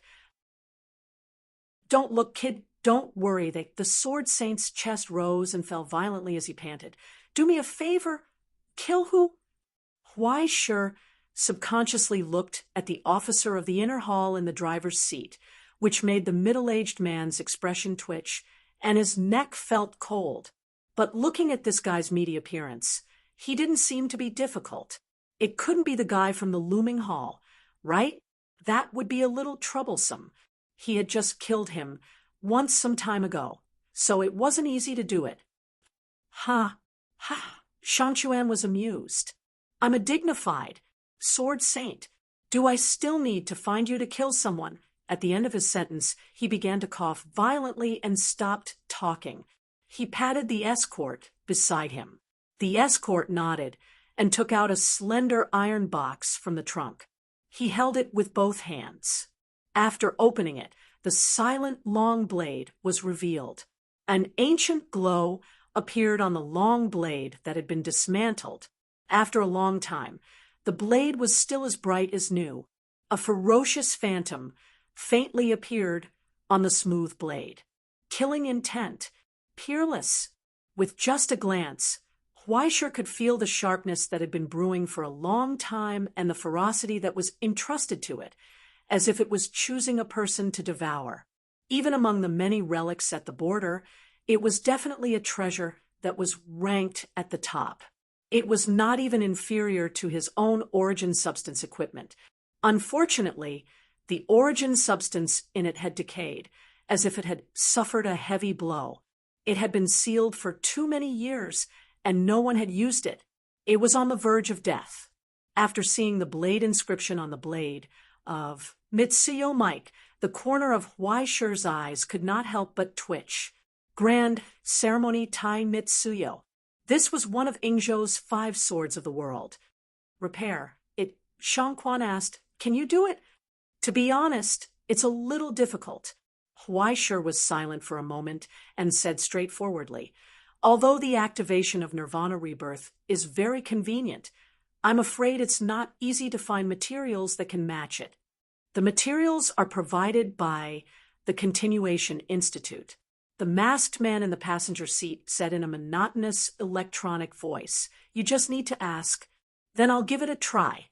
Huaishir replied, but it might not be able to guarantee success.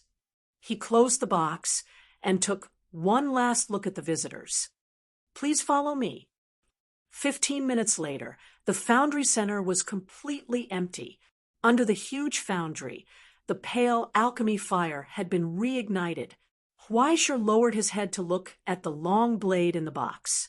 He reached out and reassembled all the parts. The weathered blade let out a soft cry in his hand. It was as if it was resisting his control and unwilling to be driven by others. But in the end, it didn't have the strength to support it. Soon, it returned to silence. Huaisher also breathed a sigh of relief after a detailed inspection. It's just that the lack of source substance caused the internal miracle to collapse. He looked at the blade and felt the echo in the steel. The alchemy array and structure are not damaged at all. No, it should have been maintained, right? The craftsmanship is quite meticulous. There's no difference between it and the original part. This was to be expected. No matter how poor it was still a precious weapon of the royal family. Ingzhou's famous 5 swords of the world was an important relic that was inseparable from the country's history and past.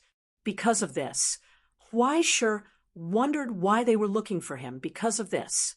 It wasn't that Ingzhou couldn't afford to hire a grandmaster. It was just a matter of how much it would cost. Moreover, the Continuation Institute was here. For this kind of basic maintenance, it wasn't worthwhile to find an outsider like him. But since there was a sucker coming to give him money, could he back out the door and not take it? Huaisher didn't hesitate to make a list of materials that were more than 5 times the actual amount. It was up to the Continuation Institute to see if they were willing to pay. In the end, when the masked man opened the box next to him, the materials on Huaisher's list were all there. There were even 3 times more. There was definitely something wrong with these people's brains.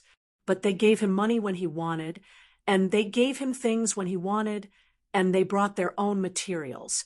They even asked Xiao why to make some boiled noodles. He was just a business. So why should he care so much? He just had to do it. Very quickly. Under Huaisher's protection, the ancient sword, which had originally been devoid of origin substance, once again had a tangible fierceness. A sharp and cold aura soared into the sky. The ancient sword emitted a high-pitched howl.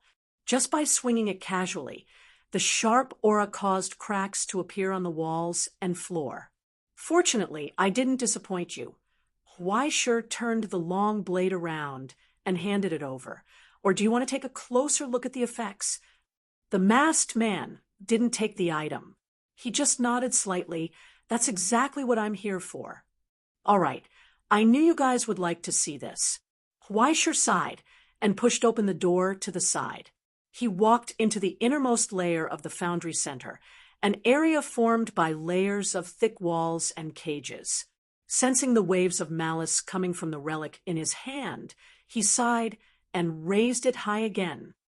Foundry, begin. In that instant, the steel in Huaisher's right hand unfolded. The foundry formed by the Nemo engine rumbled, and a large amount of origin substance poured into it, covering every inch of the steel from the inside out, bestowing miracles, forging, rebirth, and even activation. A terrifying gravitational force appeared on the blade. The greedy Taotai sucked away 1/3 of Huaisher's origin substance in an instant. Then, after being given enough power, the grand ceremony Tai Guangshi in his hand erupted with power and flew out of his hand. In an instant, it was nailed into the center of the ground. Then, the sharp sound of steel rubbing against each other could be heard. The narrow blade suddenly began to expand, and a huge arm several meters long suddenly stretched out from it, grabbing the ground and leaving 4 deep ravines. Then, a second arm, an incomparably huge body, and even a head.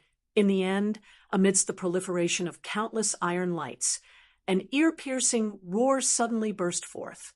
The last shackles were violently torn apart. A huge shadow slowly rose, and a pair of amber vertical pupils drooped down, coldly looking at the overconfident maintainer in front of him.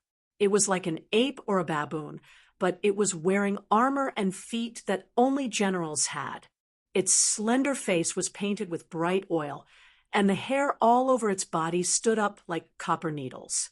When they collided with each other, sparks flew from the friction. The steel ape, which was more than 10 meters tall and wore a sunwheel crown on its head, propped up its body and wantonly vented its violent ferocity. Then it raised its hand and violently smashed Huaishur, who was close at hand. Huaishur was expressionless. Just as he was about to make a move, he heard footsteps coming from behind him. A withered hand stretched out from behind him, lifted up, and opened its slightly trembling 5 fingers, taking this earth-shattering blow head-on. It stood still. When Huaishur turned around in shock, he saw the withered figure behind him. His face was covered with wrinkles and age spots, drooling, white hair in a mess, and there was still a socket for an indwelling needle on his arm. Sword Saint Shangchuan. Very good. Huaishur. You did very good. The Sword Saint, who was clearly on the verge of death, stepped forward. After passing him, he finally said, "For the next matter, you just need to stand aside." As he spoke, he stretched out his hand. Behind him, an attendant rushed over, knelt on the ground, and offered an ordinary katana with both hands. The moment the katana fell into the withered hand, it burst forth with a sound that was not inferior to the 5 swords of the world. "Hey, I haven't seen you for so many years." Under the shroud of white hair, the old face grinned and laughed amidst the fine choking coughs. This guy haven't been, well." The great ape looked down.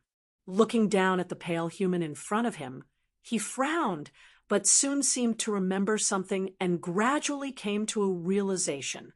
He actually spoke in a human voice. "It's you again, Shangchuan. You're already so old, yet you still don't want to be lonely?" "Yes." The Sword Saint nodded, drooling like silk, "Just like you." "If that's the case, then die like a swordsman." The great ape said, "I'll help you. Thank you." The Sword Saint laughed. "However, you're still far." At that moment, the old man swung his sword. It was clearly deep underground, separated by countless obstacles, but at this moment, the people present clearly heard the whistling sound from the sky above, like a hurricane sweeping past. Then the blade flashed and disappeared, and the sound spread like a magnificent bell from a palace. It was deafening. The great ape staggered a step back, and a deep crack appeared on its armor and body. "This move is called sort of Sky City," Shangchuan asked without turning his head. "Did you see it clearly?" Huaishur nodded. "How much have you learned?" Shangchuan asked again. Huaishur thought for a moment and shrugged helplessly. "I can only say that I've learned a little." "Ha! A guy with no comprehension." The Sword Saint shook his head, as if he had given up the idea of teaching on the spot. His 2 hands held the hilt of the sword tightly, and he raised it high, aiming at the opponent in front of him. The famous sword of the world, after being activated, the crystallization of slaughter left behind by countless swordsmen in the history of Yingzhou, it was like looking down on him. "Roar, come." Tai Guangshi grinned. The great iron ape did not care about the new wounds on its body. When it raised its hands that resembled a human's, endless water blades of nothingness were aimed at Shangchuan's face from afar. They were in a stalemate. In the dead silence, only the air let out waves of mournful wails. When the nothingness wills collided with each other in this narrow cage, everything was frozen by the bone-piercing killing intent. Huaishur could not help but take a step back. He could feel what was brewing in that old body, the weakened origin substance, the soul on the verge of collapse, the dying body, and even the disordered breathing, the difficult heartbeat. None of this could stop the power sleeping in the darkness from truly awakening. That thing called will. The nothingness's will, at this moment, reversed reality, shook all souls, and intimidated all enemies. It was like a scorching sun rising from the old man's body, blooming with endless power. At this moment, when the blade of the sword slashed down, it shot out a dazzling evil intent and killing intent that made the soul tremble. It created death. After an instant of collision, Shang Chuan sheathed his sword. Behind him, the shadow of the great ape silently dispersed. Only 2 broken pieces of the long sword were left on the ground, and countless cracks broke into pieces. They turned into dust. There was no room for repair. The old man who returned to the wheelchair put on the oxygen mask again. The medicine from the Preservation Institute flowed into his body bit by bit, maintaining this body that was riddled with holes from collapsing in a short period of time. And Shang Chuan spoke again. Next. So the follower stepped forward again and presented the iron box to Huaishir, under the entanglement of layers of Buddha beads. The sharp blade in the box still emitted bursts of evil and strange aura. The bloody light flowed and cried out hungrily. Blade inscription, eternity. It was also one of the 5 swords in the world, Jizumaru eternity. After a short silence, Huaishir could not help but turn around and ask, "Let me guess, are there 3 more?" It was just as he had said. At the feet of the Preservation Institute's strange person, 3 overlapping iron boxes quietly appeared. "Please continue, Mr. Huaishir," he said. "The data collection has just begun." Chapter 1099. Since the Continuation Academy asked him to continue, then he would continue. Huaishir unceremoniously took a tube of source essence from the box and poured it into his mouth. After replenishing a portion of his mana bar, he stuffed the rest of the items into his pocket. Since the wool was delivered to his door, he would harvest it. The visitor from the Continuation Academy was indifferent, as if he didn't see it at all and didn't care at all. He was just waiting for the next data and results. Casting, restart. This time, in Huaishir's hand, Jizumaru disappeared without a trace after a whisper, as if it had evaporated without warning. But at that moment, Huaishir felt her hair stand on end. She heard soft footsteps behind her, but there was nothing there. Everyone present felt a chill rising in their hearts. Next to the sword master's wheelchair, the attendant who accompanied him had already stiffened in place. He felt a chill close at hand, and his whole body was frozen. Just behind the white-haired old man, in the dim shadow, a faint outline emerged. It looked like a monk wearing a bamboo hat, draped in a dark red robe, with layers of prayer beads wrapped around his wrist and neck, but his face was hidden in the shadow under the bamboo hat. Only a faint, bloody light outlined the position of his eyes. He was lowering his head, overlooking the old man's back. Kamikaze didn't respond, and even his turbid eyes didn't waver. "What's wrong, fake monk?" he asked hoarsely. "Are you thinking of enlightening me?" "It's too late." The monk shook his head indifferently. "Benefactor's obsession is blazing, your 6 roots are dirty, and your sins are deep. You have already fallen into the realm of Avicii calling. Dharma is already at its wit's end. Then what are you waiting for?" Kamikaze sneered, tapping the scabbard in front of his knees. He deliberately stretched his neck and exposed his dry and slender neck. "I have long heard that Jizumaru is a sword that kills souls and slays evil," he said. "Please try to slay an evil spirit like me. That's how it should be." The blood-stained monk raised his hand and took off his bamboo hat. From his face shrouded in bloody fire, a fanaticism of joy emerged. He murmured hoarsely, "Avatar Samyak Sambodhi." At that moment, the blood-red and evil aura faded away. A pure blade appeared from the scabbard and slashed towards the sword saint's neck. The illusory light flashed and disappeared. His speed had already surpassed that of lightning and was comparable to the circulation of thoughts and thoughts. No, it was even faster than that. This was because what was chopped down was not an actual substance, but a blade of bubbles created by the essence of awareness and compassion, wherever the blade passed. All evil karma, all filth, all impurities, and all delusions were destroyed. A deathly silence descended. In the long silence, Shang-Quan remained silent. She closed her eyes slightly and sighed silently. A cracking sound could be heard behind him. The sword-wielding monk froze on the spot. Blood flowed out, and the flames were extinguished. Cracks appeared on the blurry face as he staggered back a step. He was clearly not the one who was beheaded, but it was hard to suppress this cry of fear. The bubble burst, and the sword of destroying evil and revealing righteousness collapsed silently. Resolution and compassion could not cut away the opponent's arrogance and obsession, but were instead destroyed by the steel-like mastery in the soul. Righteousness. Shang-Quan shook his head. That's all there is to it. Behind him, the monk in the shadow silently dissipated, leaving behind a long, rusty knife that no longer shone. After losing the essence of guardian and compassion, it fell to the mortal world. There was no possibility of recovery. Next, Shang-Quan looked down sleepily. At least give me something that won't make me yawn. Huaisheng turned around and looked at the open box behind him. The 3 dust-covered sharp blades clanged in the sword saint's whispers. Evil, ferocious, solemn. All kinds of auras spread like flames. He closed his eyes and casually took one out. Then he raised his eyebrows. Tongji, Yasunoki? Huaisheng sighed softly. This should be able to cheer up the old pretentious senior, right?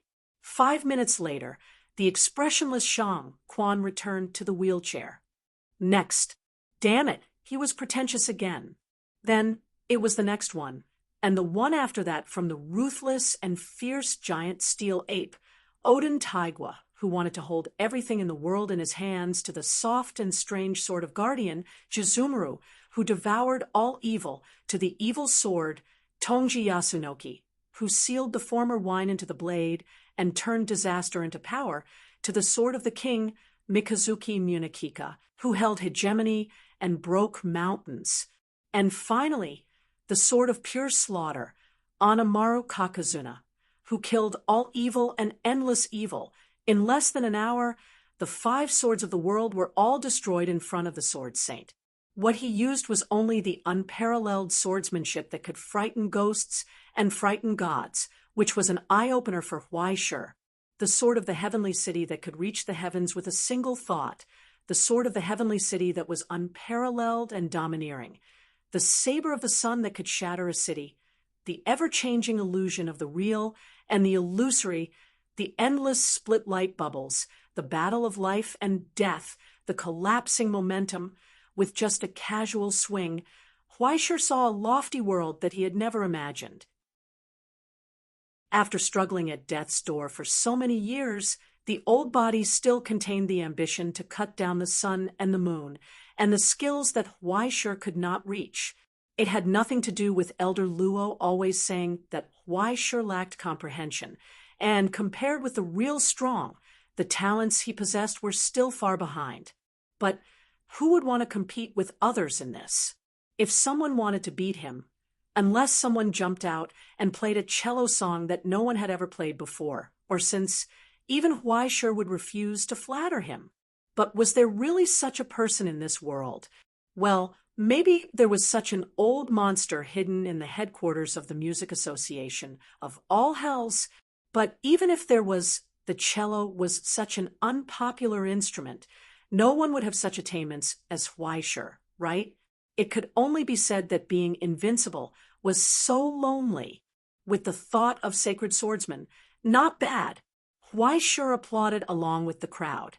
As for Shang Chuan, who was standing on the field and stepping on the gradually dissipating Wraith's corpse, she was moved by the cheers and applause. She only turned around and looked at the guest from the Continuation Academy who stood beside her without saying a word. "How is it?" the stooped old man asked in a hoarse voice. "Is this old man's sword acceptable?" "It's enough." The mysterious man who called himself 008 nodded, and his electronic voice was flat. "It's 30% better than expected. It seems that aging didn't make you weaker, and after so many years of entanglement with death, you've become stronger." "Stronger? How am I strong?" Shang Quan sneered and shook his head. "Can I be considered strong just by winning a few rounds against that kind of dead thing? It's too ridiculous. The so-called swordsmanship is, in essence, a way to kill people. Only a living person can show its essence." As he spoke, his pair of muddy old eyes looked at Huai Shi, who was watching the fun and eating, making Huai Shi's expression stiffen. "After watching the monkey show for so long, you have to leave something behind, right, Huai Shi?" Shang Quan coughed and smiled faintly. "That indifferent look, you don't put me in your eyes at all? Wait." Huai Shi subconsciously raised his hand and said solemnly, "I have a good disciple, surnamed Lin and named Zhonghua. He's very talented, and his strength is the best among his peers. Why don't we let him play a few rounds with sacred swordsmen?" "No." Shang Quan shook his head. "I'm still waiting for that kid to marry into the family so that I can manage the dojo in the future. If he's scared, wouldn't that girl Yao Xiang be sad?" "Then why don't you go find Qilin, find the old man of the Yuan family, or find Luo Siwei in hell?" Huai Shi glanced at him from the corner of his eyes. Until now, how could he not figure out what kind of dogskin plaster this old man was selling in his gourd, Sacred Swordsman? It's fine that you're doing rehabilitation exercises, but can't you find something more difficult? Why use me, a junior, as a stepping stone? "It's because I won't lose that I specifically looked for you. Why sure?" Shang Quan replied frankly. "I can't be too strong, or I'll strain my muscles and bones. I can't be too weak, or I won't be able to perform at all. It just so happens that I have you, neither strong nor weak, within the range of this old man."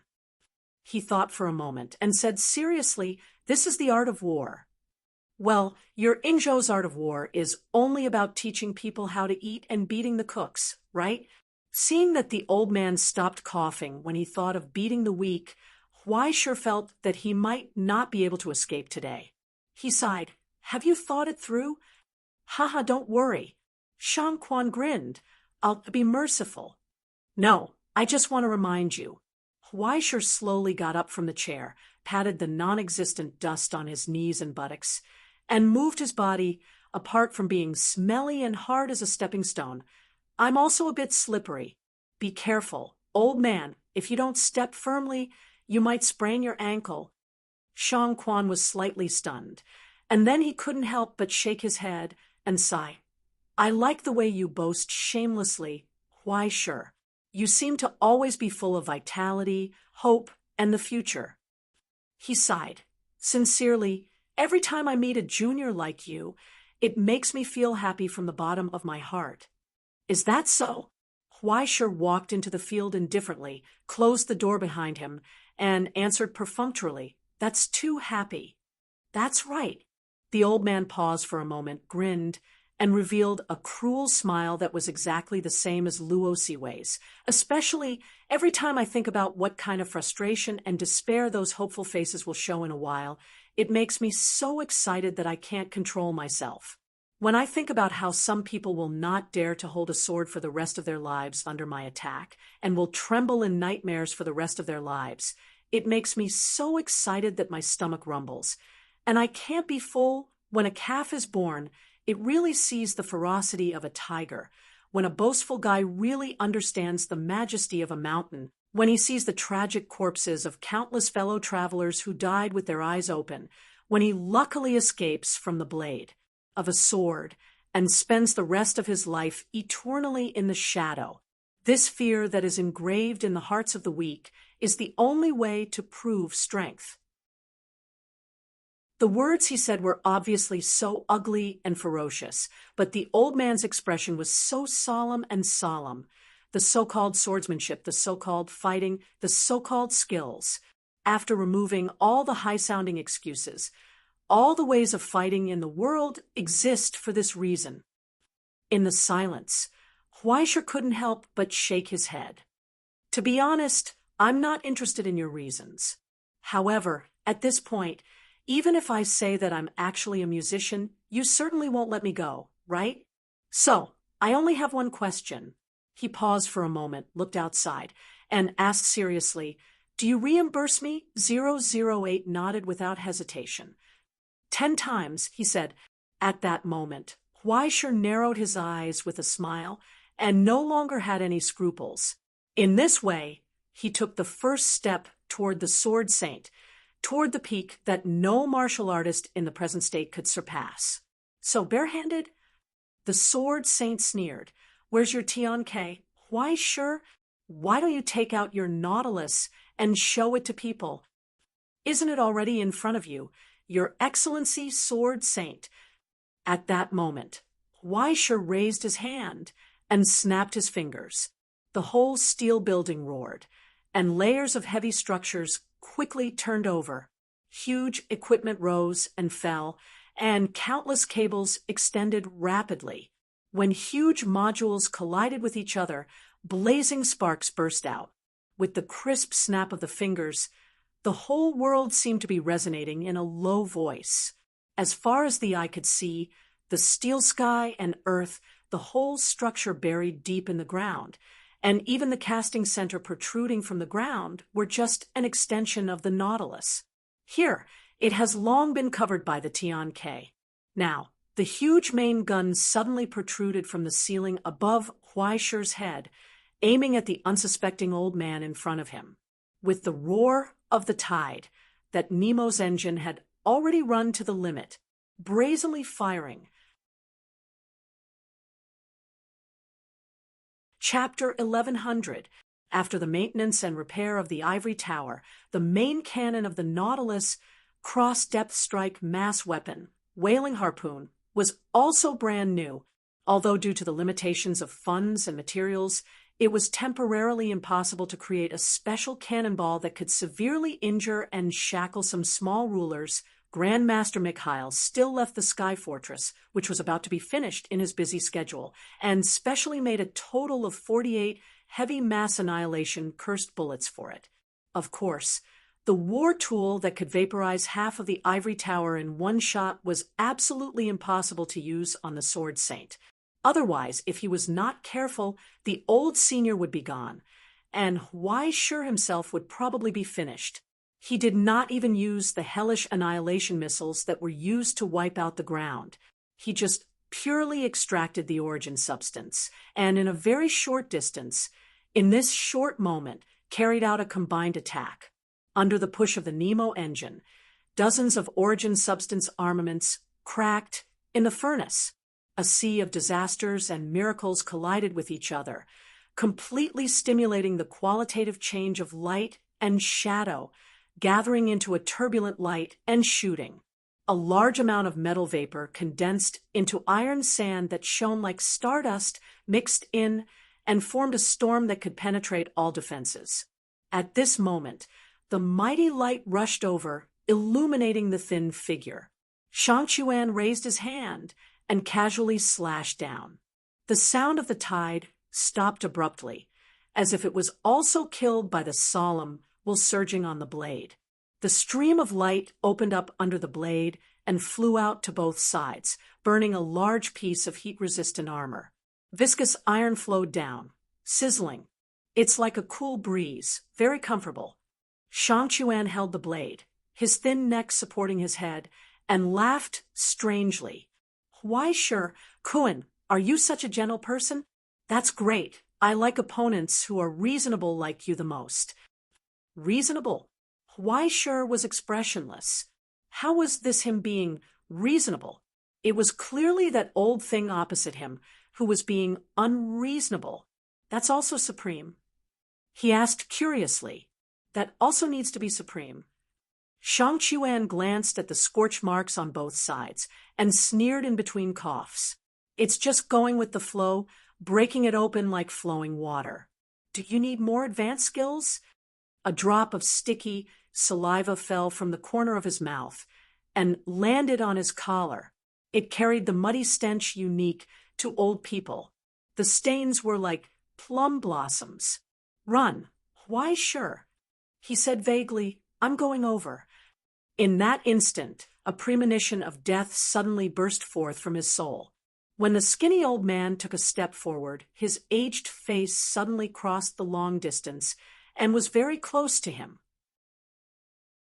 He couldn't hear the sound of air being torn apart, and he couldn't feel the tiny tremors when his feet collided with the ground. Even his messy white hair didn't flutter or change at all. It was as if space had been abruptly omitted. Huaishi's position was also omitted, along with his permission. Without asking for his permission, an invisible force sent him to his opponent. And there, in Shang Chuan's hands, the blade that had fallen to the ground flipped slightly. The blade rose upwards, aiming for Huaishi's crotch, abdomen, chest, throat, and even his head.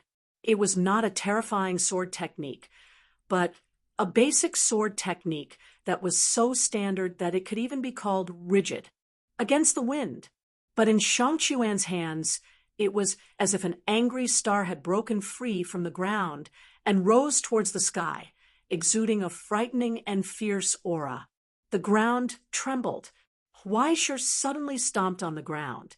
His body leaned backwards, and he flew backwards, narrowly dodging this greeting sword. Immediately after, the ground beneath his feet shattered, and an angry, burning bull rose from the ground, charging towards the sword saint. The sound of metal scraping against metal flashed past. Shang Chuan expressionlessly took a step to the left, stepping on the scorching ground. The raised blade seemed to be waiting for his opponent to come to him.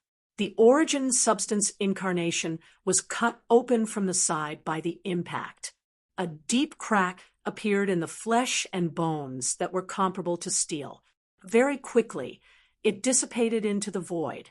Without waiting for the sword saint to react, Huaishi waved his hand. From the cracked ceiling, countless pieces of metal rained down like a storm. Under Yun Zhongjuan's will, they chaotically flew towards Shang Chuan. But before he could land on the ground, he saw a heart-chilling flash of metal flash past. Hundreds and thousands of cubes of metal ingots cracked open from the center. The cracks were as smooth as a mirror. After they escaped Huaishi's control, they piled up on the ground. Among the countless pieces of metal, Shang Chuan raised his eyes. He sighed regretfully. I told you to run. Standing in place, he raised his blade and aimed it at Huaishi's face in the air, assuming a sudden thrust. In the next instant, the light of the blade shot forward like a shooting star. In less than the blink of an eye, it crossed a long distance and got close again. An immense pressure rose from the blade. A terrifying will that seemed to have substance completely sealed the air, not allowing any escape or dodging. Just like that, it approached Huaishi's face inch by inch. When the metal light on the blade appeared on the reflection in Huaishi's eyes, a biting cold lightning suddenly rose from the pitch-black darkness. Burst forth. There was a loud roar. Without any warning, a blazing lightning fell from the sky and struck Shang Chuan's figure. The moment Huaishi clasped her hands together, the countless iron ingots that had been sliced closed under her will, forming two iron walls that closed in on the old man in front of her. Then the lightning shattered, and the iron walls broke from the middle at the waist. Wisps of dissipating lightning dissipated. Shang Chuan stepped on the broken wall, leaving a scorched mark on one of his sleeves. He lowered his head, looked at the red-hot blade in his hand, and spat out a mouthful of thick phlegm with faint traces of blood. It's not good to spit on the ground, Senior Shang Chuan. Huaishi sighed softly. I heard that people from Yingzhou are the most polite. You didn't put up a sign forbidding spitting on the ground. Shang Quan replied nonchalantly. She glanced at the lightning that was suddenly flickering in and out of his body. This is the only move that's exciting, brat. It's best if you're satisfied. Huaisher smiled. Of course, if you think it's enough, I can also welcome you with open arms. This is just the end of the warm-up. Why sure? Shang Quan waved his hand, and the red-hot sword broke into two. He threw it to the side without any pity.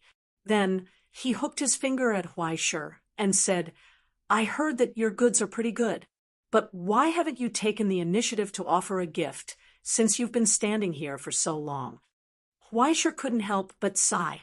The old man was indeed the old man, and his style was extraordinary. It was fine that he came here to beat people up, but he even asked the victim to provide him with the tools to commit the crime. He even made it seem like it was an honor to be beaten up. Don't worry, sir, I'm still preparing, he patiently persuaded. I'm just worried that there are too many things, and I'm afraid that it's not easy for you to carry them. Before he finished speaking, another thunderous roar erupted from the top of the sky.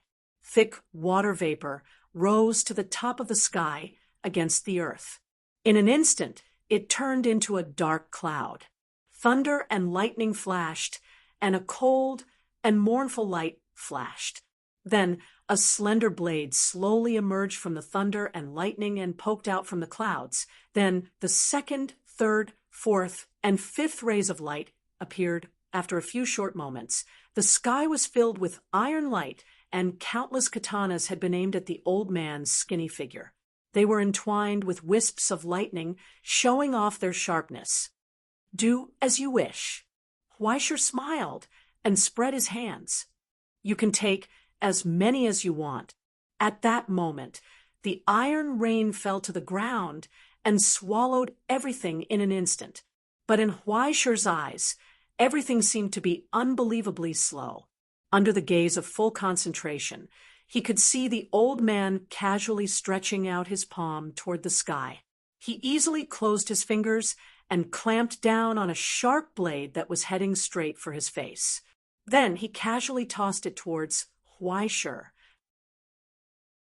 It was an easy movement, but it burst out with a loud sound that was enough to suppress the thunder in the sky.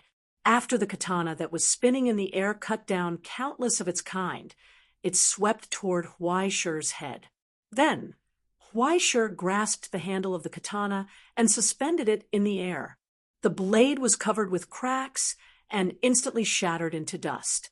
However, amidst the rain of swords that filled the sky, the old man laughed loudly and took a step forward. His hands casually held a large number of weapons, and he swung them casually, slashing them and destroying all the weapons that came stabbing at him and the blades that were nailed to the ground. When the two katanas were in his hands, it seemed that the world was also spinning with his movements. The hurricane rose out of thin air and retreated in all directions. Countless sharp blades flew out and nailed to every inch of the earth. Behind the wheelchair, the attendant staggered back. In front of countless flying sharp blades, 008 was motionless. His body was like a phantom, letting countless sharp blades pass through, indifferent. As for Huaisher, he had been engulfed by the storm.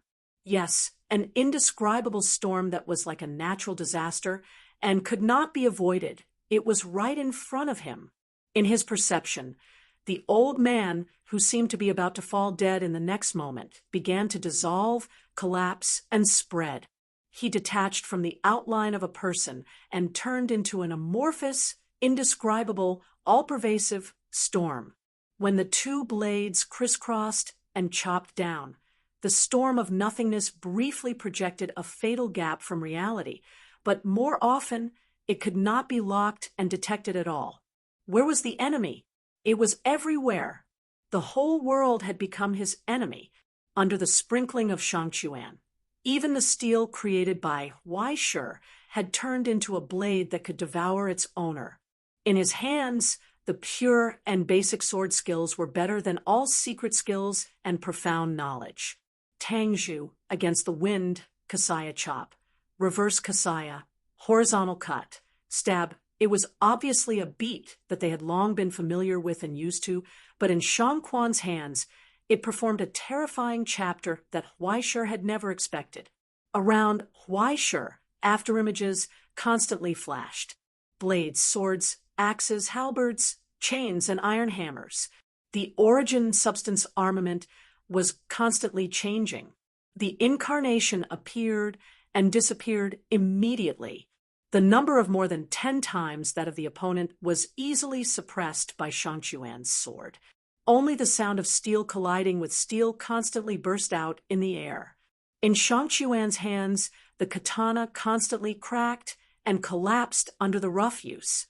Immediately, he casually pulled out another one from the ground and slashed at Huaishur again. Ah, the music is pleasant to the ear. The dance is wonderful.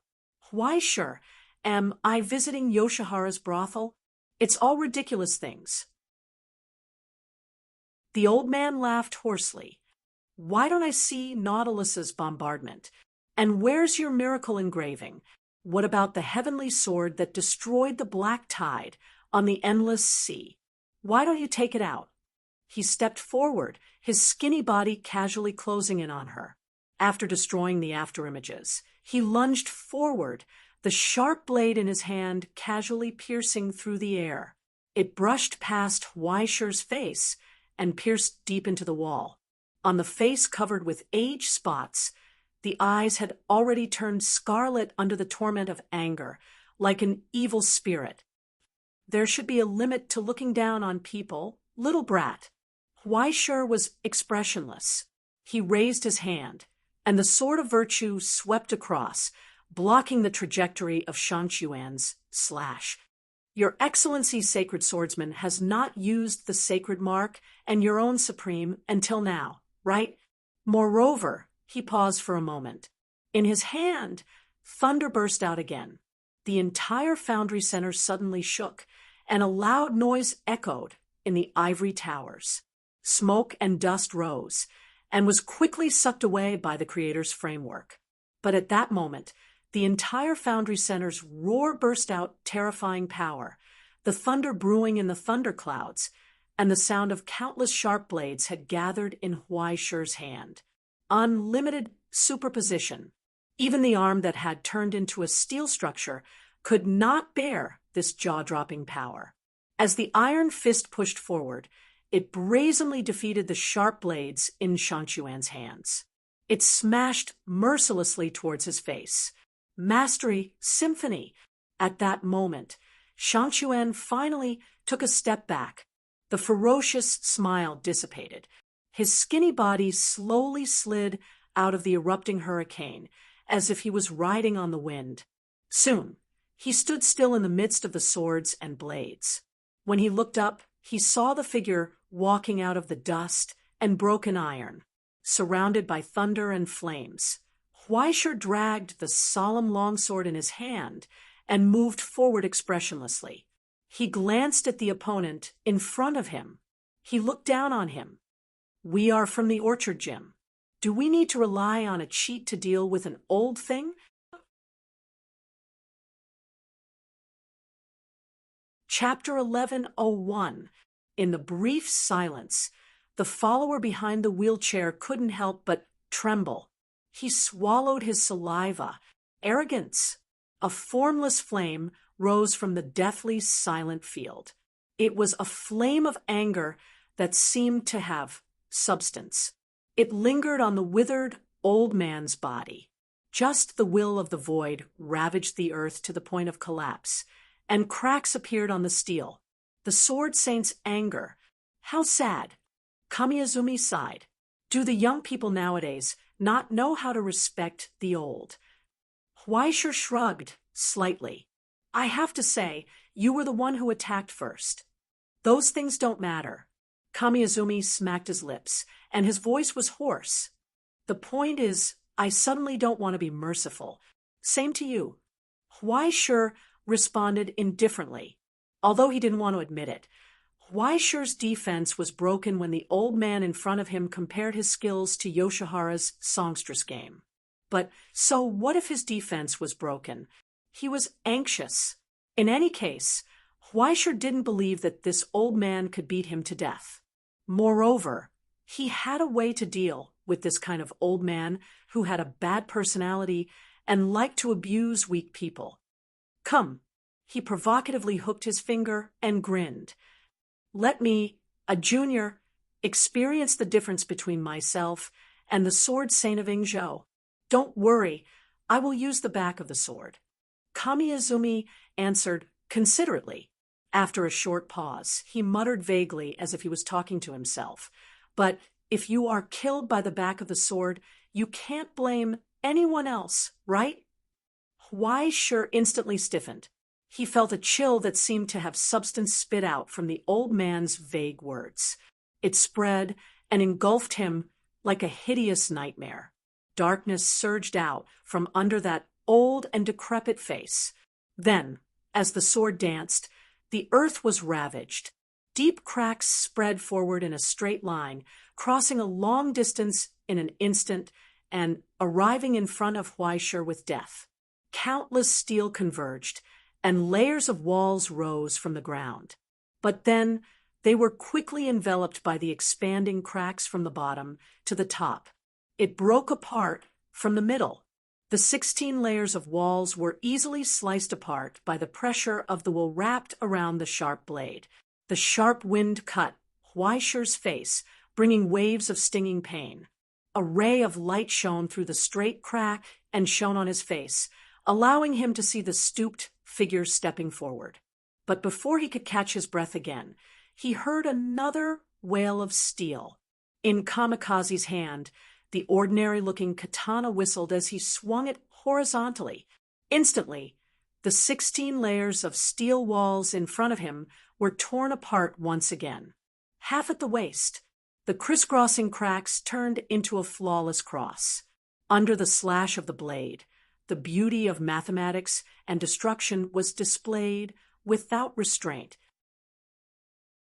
Outside the crumbling iron wall, the old man's thin figure had already dashed forward like a ghost.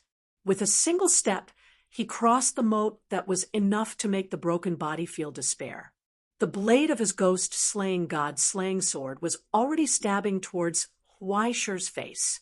What responded to him was a piercingly cold lightning. It was as if all the light in the world had gathered here, forming a furious torrent in Huaishi's hand. The moment it left his hand, it was like a dragon galloping above the sky, bringing with it pure destruction as it pounced towards Kamikaze. And the dazzling lightning was like flowing water before the blade of the sword. It was easily wrapped around the blade, unable to move forward.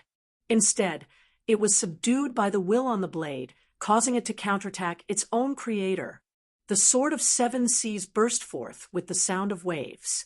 Under the impetus and acceleration of the Supreme, pure mass was scattered out from Huaishi's hand. The moment the katana and the blade collided, the lightning exploded, melting countless broken iron pieces into paste, illuminating the old man's old face, and the pair of eyes filled with strange darkness. Look, Huaishi. Kamikaze's face moved forward slightly, grinning hideously. If the quality is insufficient, what's the use of having more? His withered body was actually able to suppress Huaishi's 7 seas sword. He did not yield an inch in the face of this enormous power.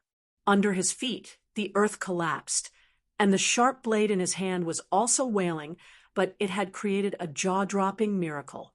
With such ordinary quality, it was able to contend against the fusion of the dual power of Afang and the sword of virtue under Kamikaze's will. Even if it was ordinary iron, once it was in his hands, it would be a killing tool that could compete with any divine weapon. Now, the katana that Huaishi had created himself was actually emitting a terrifying power that even Huaishi himself could not imagine. Let me guess, you think this is supreme? Kamikaze laughed strangely. Too rigid, why sure? He waved his hand, easily pushing the sword of 7 seas to the side, and pierced it again. Under the bombardment of the hammer of pain, he casually took a step back, turned around, stepped on the hammer, and stepped forward, pressing on step by step. What is supreme? Why sure? Why have you never thought of it? Shrill cracks spread from the wall, and under the slash of the blade from afar, Huaisher retreated pathetically. He heard the hoarse voice echoing in the wind. Supreme is drinking water, peeing, picking up a piece of beef from chopsticks. It is something that you believe you can do, something that is natural. Everything should be like this. 100 steps away, the old man calmly glanced at his sorry appearance and sighed mockingly. It's just that some disabled people think that if they can't do it, others shouldn't be able to do it either. Would you ask why an apple falls from a branch? Would you ask why the stars move in the night sky? Would you ask why birds are born to fly? Why is the utopia so glorious? Why can the Directorate of Governance allow everything to operate as usual? Why can the Continuation Academy seal off all disasters? Would you ask how the Astronomical Society could control the entire world, even if it was inconceivable? But it was natural. It could be done, and it was done. As for the rest, it did not matter at all. It was not something that was unattainable, nor was there any mysterious veil. It was the crystallization of the spirit of the champion, the sole essence of the seeker, the determination of the swordsman to win. At the end of the road, Supreme was born. That was all. Is splitting the earth supreme? Is breaking steel a supreme tier?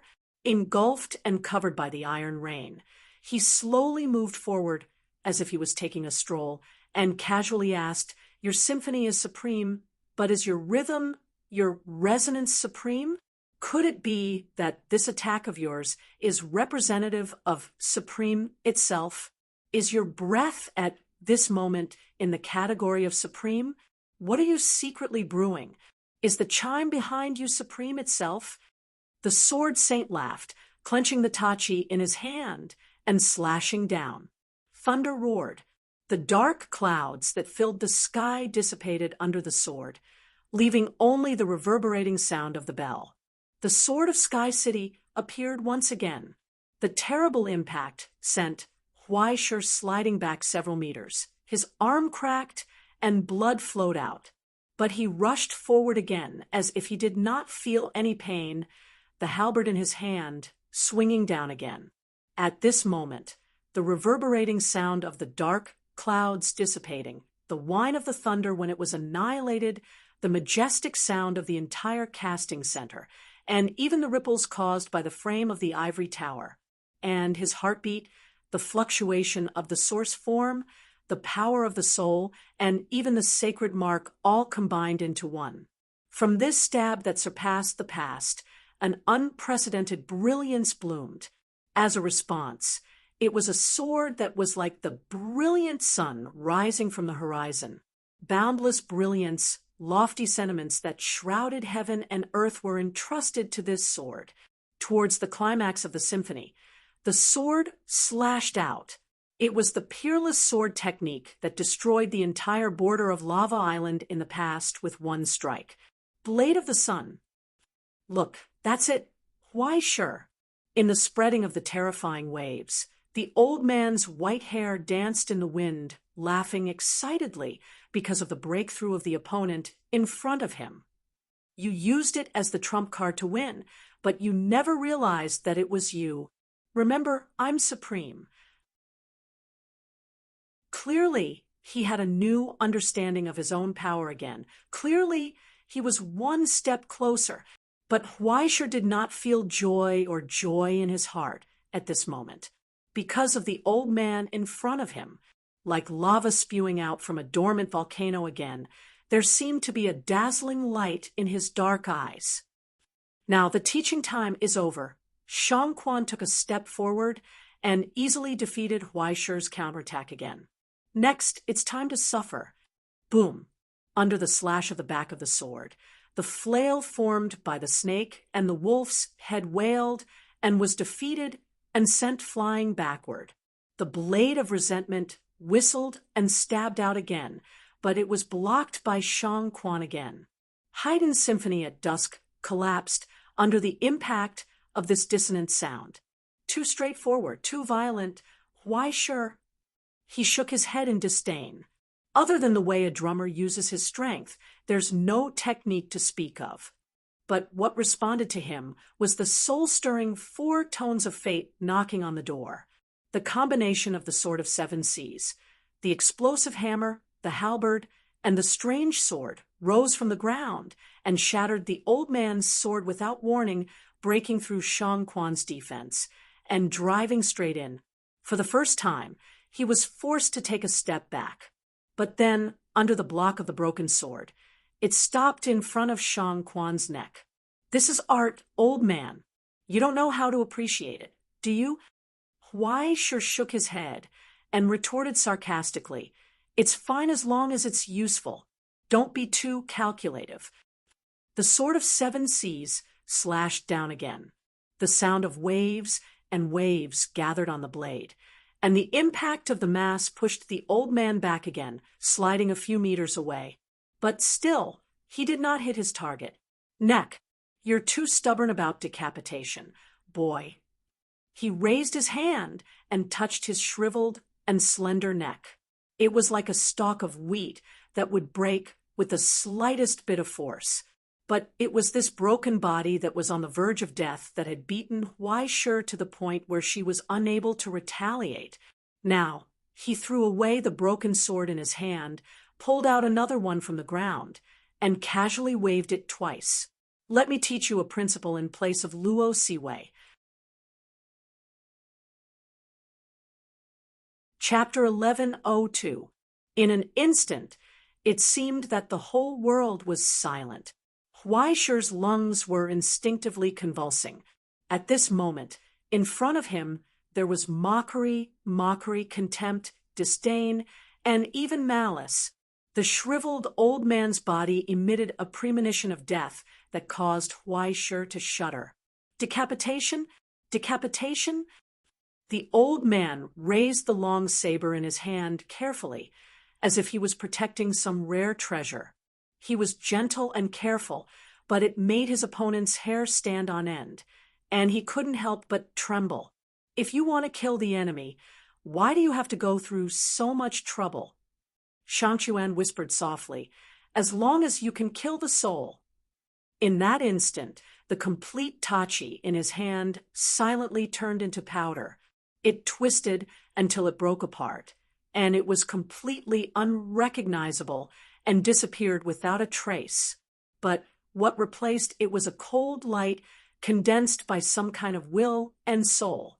His eyes couldn't see, his body couldn't touch, and he couldn't feel, but Huai Shi's soul clearly saw the scene that could reverse reality and illusion. It was the blade of nothingness forged by the will of the Sword Saint. It was dozens of meters away, but it made Huai Shi's vision go black. It was like an ordinary person standing in front of a huge cannon, locked on by a power that could destroy everything. Being aimed at by such a blade, he couldn't breathe at all. Now, the old man, who was holding the sword of killing souls, took a step forward and crossed the insignificant distance. The blade of nothingness in his hand swept across Huai Shi's body like a breeze. It brought with it coldness and pain as if it were solid, the horrible touch when his flesh was cut by steel, and the despair when his life was taken away. The divine mark, soul, power, everything seemed to have left Huai Shi. They were all like lambs waiting to be slaughtered. His consciousness was blank. He could only watch in despair as the sword of killing souls penetrated his body, disintegrating all his defenses, and went straight in, penetrating the layers of defense of the ultimate and the celestial palace. In the end, it stopped abruptly in front of Huai Shi's soul. However, the moment they came into contact with each other, it left behind a sense of fear and gloom that came from the peak of the way of the sword. It was a gap of despair that could be carved into one's heart for a lifetime. In the dead silence, Huaisha froze in place. The light in his eyes gradually extinguished, and his consciousness was already blank. Victory and defeat had been decided. Right in front of him, Shangchuan took one last look at him and shook her head. Disaster sword? It's just SOO. Filled with the disappointment of not being able to use his full strength and the satisfaction of being able to abuse the weak, he sneered and turned to leave. However, after taking 2 steps, his movements came to an abrupt stop. There was a pause. As if he had discovered something inconceivable, he turned around in astonishment. Behind him, the dazed young man, the opponent who should have fainted, had completely fainted under the intimidation of the soul-slaying sword. Huaisha. His drooping finger twitched and twitched again. In this momentary blankness of his consciousness and soul, the remnant stubbornness still drove his body to raise his palm. It was as if he was holding an invisible pistol. He used all his strength. He pulled a non-existent trigger.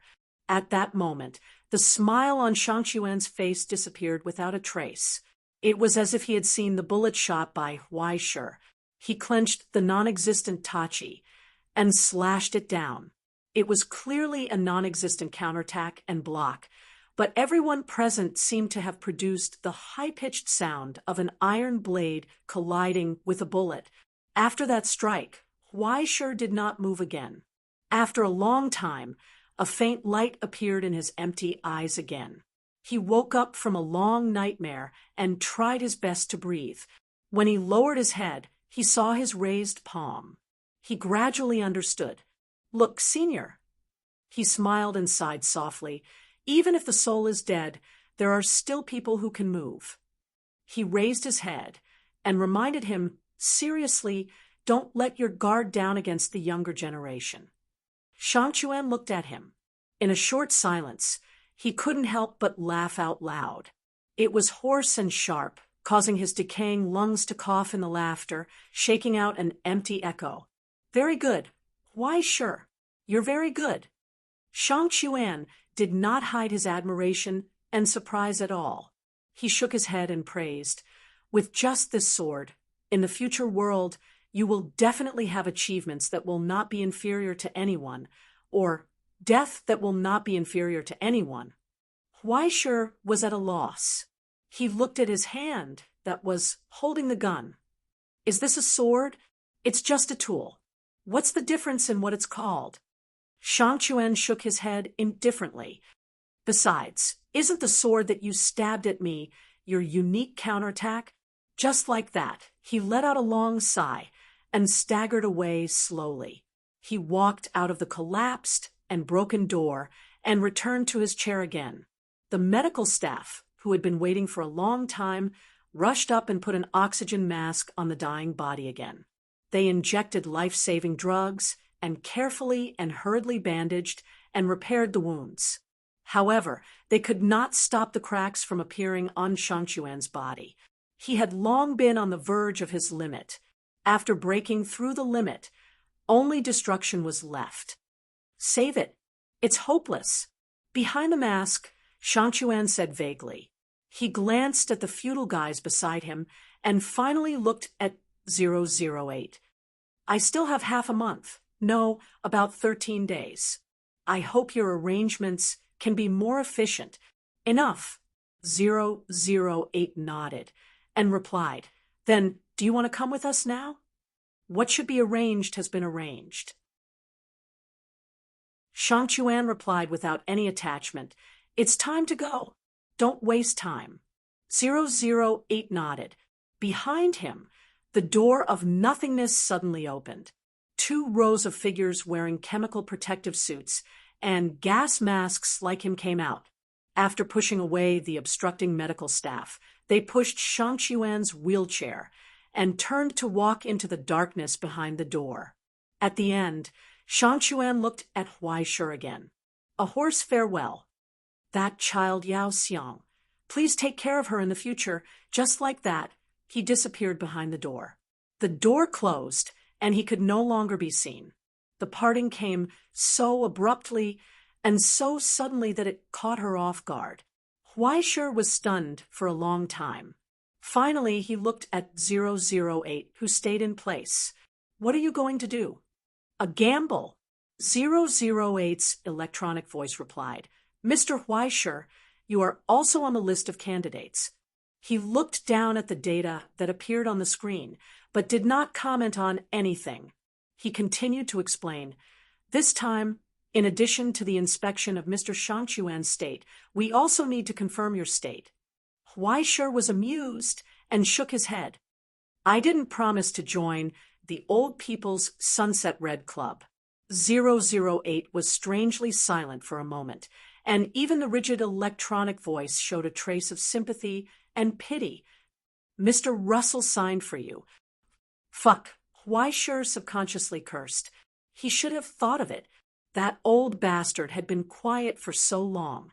How could he let his tool be idle at home and not make any arrangements? But it's okay to sell students at ordinary times. This time, he actually sold himself to the Continuation Academy. This is F*** King off the list. Of course, you still have the right to refuse. 008 put his hands aside, waiting for Huaishur to figure out the cause and effect. After calming down again, he continued unhurriedly. "But before that, I hope you can listen to me and finish the matter." Huaishur took a deep breath, restrained his impulse to smoke, turned the lighter in his hand, which had run out of oil several times, and pinched it in the palm of his hand. "I'm all ears." He said, "You will participate in a struggle. You may face an unsolvable dead end. As a tool, as a chess piece, you may be required to give up your life in the end." 008 told the truth. "I don't deny the danger. After all, this action is also a big gamble for the Continuation Academy. But the greater the risk, the greater the gain, isn't it?" Huaishur was unmoved. "Danger, death, sacrifice. I have been a veteran tool and chess piece for so long that I have long been used to it. But what's the price, Mr. 008? He looked at 008 and asked solemnly, "You don't seem to have ever said what I can get." "Of course, you won't return empty-handed, Mr. Huaishur." Like a machine without any negotiation skills, 008 straightforwardly opened the price. "Apart from what Mr. Russell has got, if you can return successfully, in addition to the upgrade and transformation of the Nemo engine, the liquefaction essence needed by the Nautilus will be provided by the Continuation Academy."